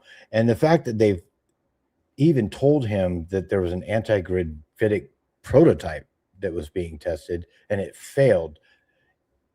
I don't think it failed, or maybe that one did, and they maybe built another one. If it's anti-gravitics and we actually have the technology to, use that type of machine or whatever it is, you're talking about a huge change in everything that we do here on Earth. And not only that, everything that we would be doing out in the stars. And really, I think he's just trying to get him to admit certain things. He's looking at the paper trail, he's looking at the logistics, and the fact that you get someone like Pay saying that he said he's very scared to talk to anybody, that shifts it into a different role as well. Because when Pay first published those papers and gave a few rare interviews a couple years ago, he talked about his theories with like the confidence of an eccentric genius. And he believed his math was, revolutionary. But if he's now acting terrified and isolated, what does that tell you? I mean, it suggests he either flew too close to the sun, realistically, maybe even physically, with what he put on the public patents, or the military-industrial complex literally just tightly clamped down on him, and once Congress started talking to him. So I think that they figured something out.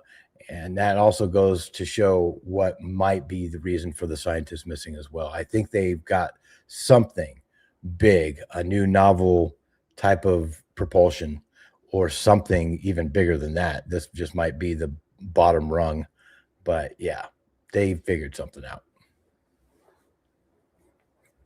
They need to figure it out. And, you know, I do like a lot of these rabbit holes. And I do have to admit, I've been very impressed with Eric Burleson and the way he's tackling all these rabbit holes. And, you know, I know at times I give Anna Polina Luna, you know, a little bit of a hard time because I call her group the Conspiracy Club. But I love what they're doing. They're exposing all of this. They may not be getting in deep. You know, they're literally the information they're providing to the public is literally the information about the size of the head of a pin. Right. But at least the door is open for the conversation. Look, we may never get answers in our lifetime regarding a lot of these subjects, whether it's JFK or MK Ultra, like we talked with Lorien Fenton the last little while, or, you know, the technologies, the advancements, you know, did aliens help humanity move forward in life? You know, there's so many different rabbit holes to go down. And I do really appreciate Burleson, Tim Burchett, and Luna for really diving into these topics and bringing them up as everyday conversation by using the figurative speech the American public has the right to know. I couldn't agree more. There's also another part of this, you know, when it comes to like geographical locations, when he's basically validating the physical venue for transfer between, you know, Lockheed Martin and Bigelow Aerospace at Pax River. And that's huge because this perfectly aligns with the long running narrative surrounding the OSAP ATIP programs and the alleged movements of metamaterials, and or also known as anomalous wreckage, because you got Lockheed has always been suspected as one of the, you know, primary legacy aerospace custodians. They're the ones that everybody thinks has the real meat, the real substance, the crashes or the ships or whatever you want to call them, the UFOs. But there's also Bigelow Aerospace under, you know, Robert Bigelow, and he was contracted by the DIA to study these exact anomalies. And then seeing a lawmaker confirm that the physical layout at Pax River, that perfectly matches the logistics that our rumors are true, that it adds massive weight to this now. And he went out of his way to figure it out and go down there and check it out and say, oh, hey, this is what I saw, this is what happened. And it gives credence to what we've been thinking all along. Not everybody can be wrong, folks. 5 minutes to go here before we got to wrap this up. Grant, what else you got for us? We got one last thing. Shocking news from police in New Mexico have revealed the secret project a missing scientist was reportedly working on before he vanished without a trace. Anthony Chavez, a former employee at the Los Alamos National Laboratory, one of America's key nuclear research facilities, was allegedly working with quantum physics on a project that would allow matter to exist in two places simultaneously. Chavez, 78, was last seen on May 4th, 2025, after mysteriously walking out of his Los Alamos home and leaving behind his newly purchased car, his keys, and his wallet. Sound familiar? He reportedly worked as an HVAC technician at the lab until his retirement in 2017. However, a police report obtained by Los Angeles Magazine journalist Lauren Conlon has revealed Chavez's ties to the most advanced technology on Earth, with the potential to teleport objects over great distances. A friend of Chavez told the police that he'd been working with an unnamed Los Alamos scientist on an idea of being in two places at once, a concept linked to quantum physics. Excuse me. The theory stems from a phenomenon known as superposition, in which tiny particles can exist in multiple possible states at the same time, and forms the base or the basis of quantum computing and experiments in teleportation. How Chavez was connected to or was assisting the Los Alamos scientists with potential experiment into superposition or quantum teleportation remains unclear. However, working with quantum computers requires supercooled environments that can reach negative 459.65 degrees Fahrenheit in order for those particles to stay in their special quantum states, a problem that could require the service of an HVAC specialist. That gets crazy. Boston-based technology company and quantum computer builder Qera Computing explained in a statement, quote, "In the realm of quantum computing, cryogenic cooling is essential for achieving the ultra-low temperatures required to isolate and control qubits. Qubits, or quantum bits, are what replace the traditional bits of a standard computer, which can only operate in one state at a time." During an interview with News Nation's Jesse Weber, Conlon claimed that Chavez had recently purchased a silver Acura before his disappearance, which police found parked in his driveway with the keys left inside his locked house. Chavez, a well-known smoker, uncharacteristically left his cigarettes and identification behind. The former nuclear lab worker was also known to not have a cell phone, making it nearly impossible to trace his whereabouts digitally. Although friends considered him an avid hiker, investigators noted that Chavez was not dressed for a long outdoor walk and did not take any means of contacting him in case of emergency. LANL has not responded to the Daily Mail's repeated attempts to confirm Chavez's duties at the nuclear facilities. The Daily Mail has also reached out to the Los Alamos County Police Department regarding the details given by Chavez's friend. However, the name of the LANL physicist Chavez was allegedly working with has also not been revealed. If Chavez's connection to quantum research is proven to be true, it would tie another missing lab worker to advanced technologies that intelligence officials have told the Daily Mail could have made them targets of a foreign espionage plot. Oof. Man, I didn't realize until you read that about how coincidental it is between Chavez and McCaslin. Mm-hmm.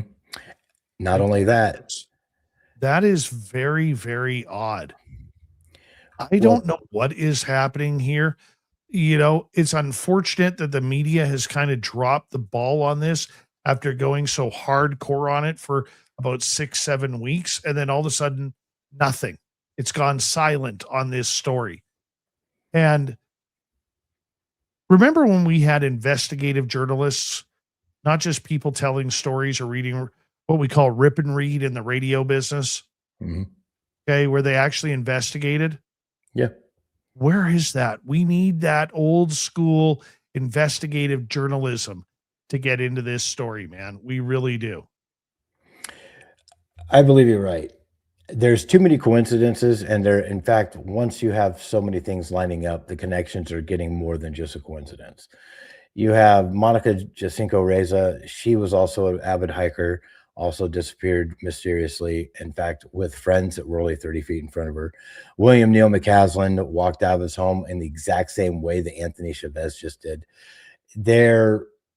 There's more than a coincidence here. This is now becoming some crazy, weird psyop of some sort. I mean, you have, the Eskridge lady, Amy Eskridge. She was an anti-gravity researcher. They didn't find any connection, but she was an anti-gravity researcher, and they found her no longer with us. All right, Grant Baker, a great UFO report as per usual. We'll see you in a couple nights' time as we say hello to Mr. Ron Bumblefoot Thaw, rocking in the background with Little Brother is Watching. Bumblefoot is the official music of Spaced Out Radio, rocking us in and out of every single show.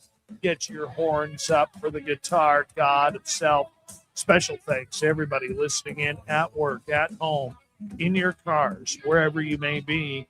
Thank you to everyone in our chat rooms tonight. YouTube, Twitch, LGAB, Facebook, Spreaker, LinkedIn, Space Travelers Club, and on X. Remember, this show is copyright by Spaced Out Radio and Bigfoot Broadcasting Limited. Thank you so much for choosing to share your evening with us, because together, my friends, we're watching. We own the night. Mr. Bumblefoot, we need a favor. We need you to take us home.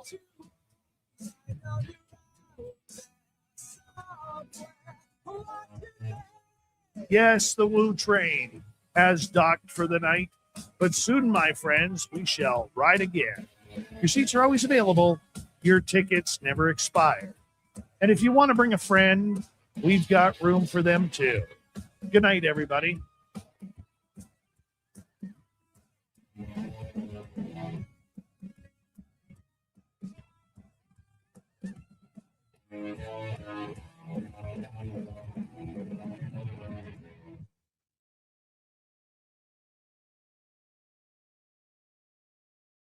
Good job, Grantley.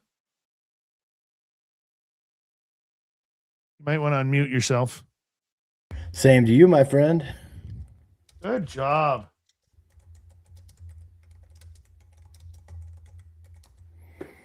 Oh man, I don't know, dude. Isn't that Amy Eskridge? She was the one that did the TikTok videos of some sort, or the shorts, or YouTube. I want to say she did. I think she was on TikTok.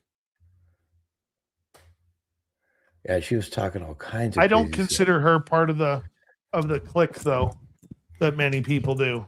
Yeah. You got to go into that story a little bit more. Well, I'll have to look it up because there's talk to Nicole. Okay.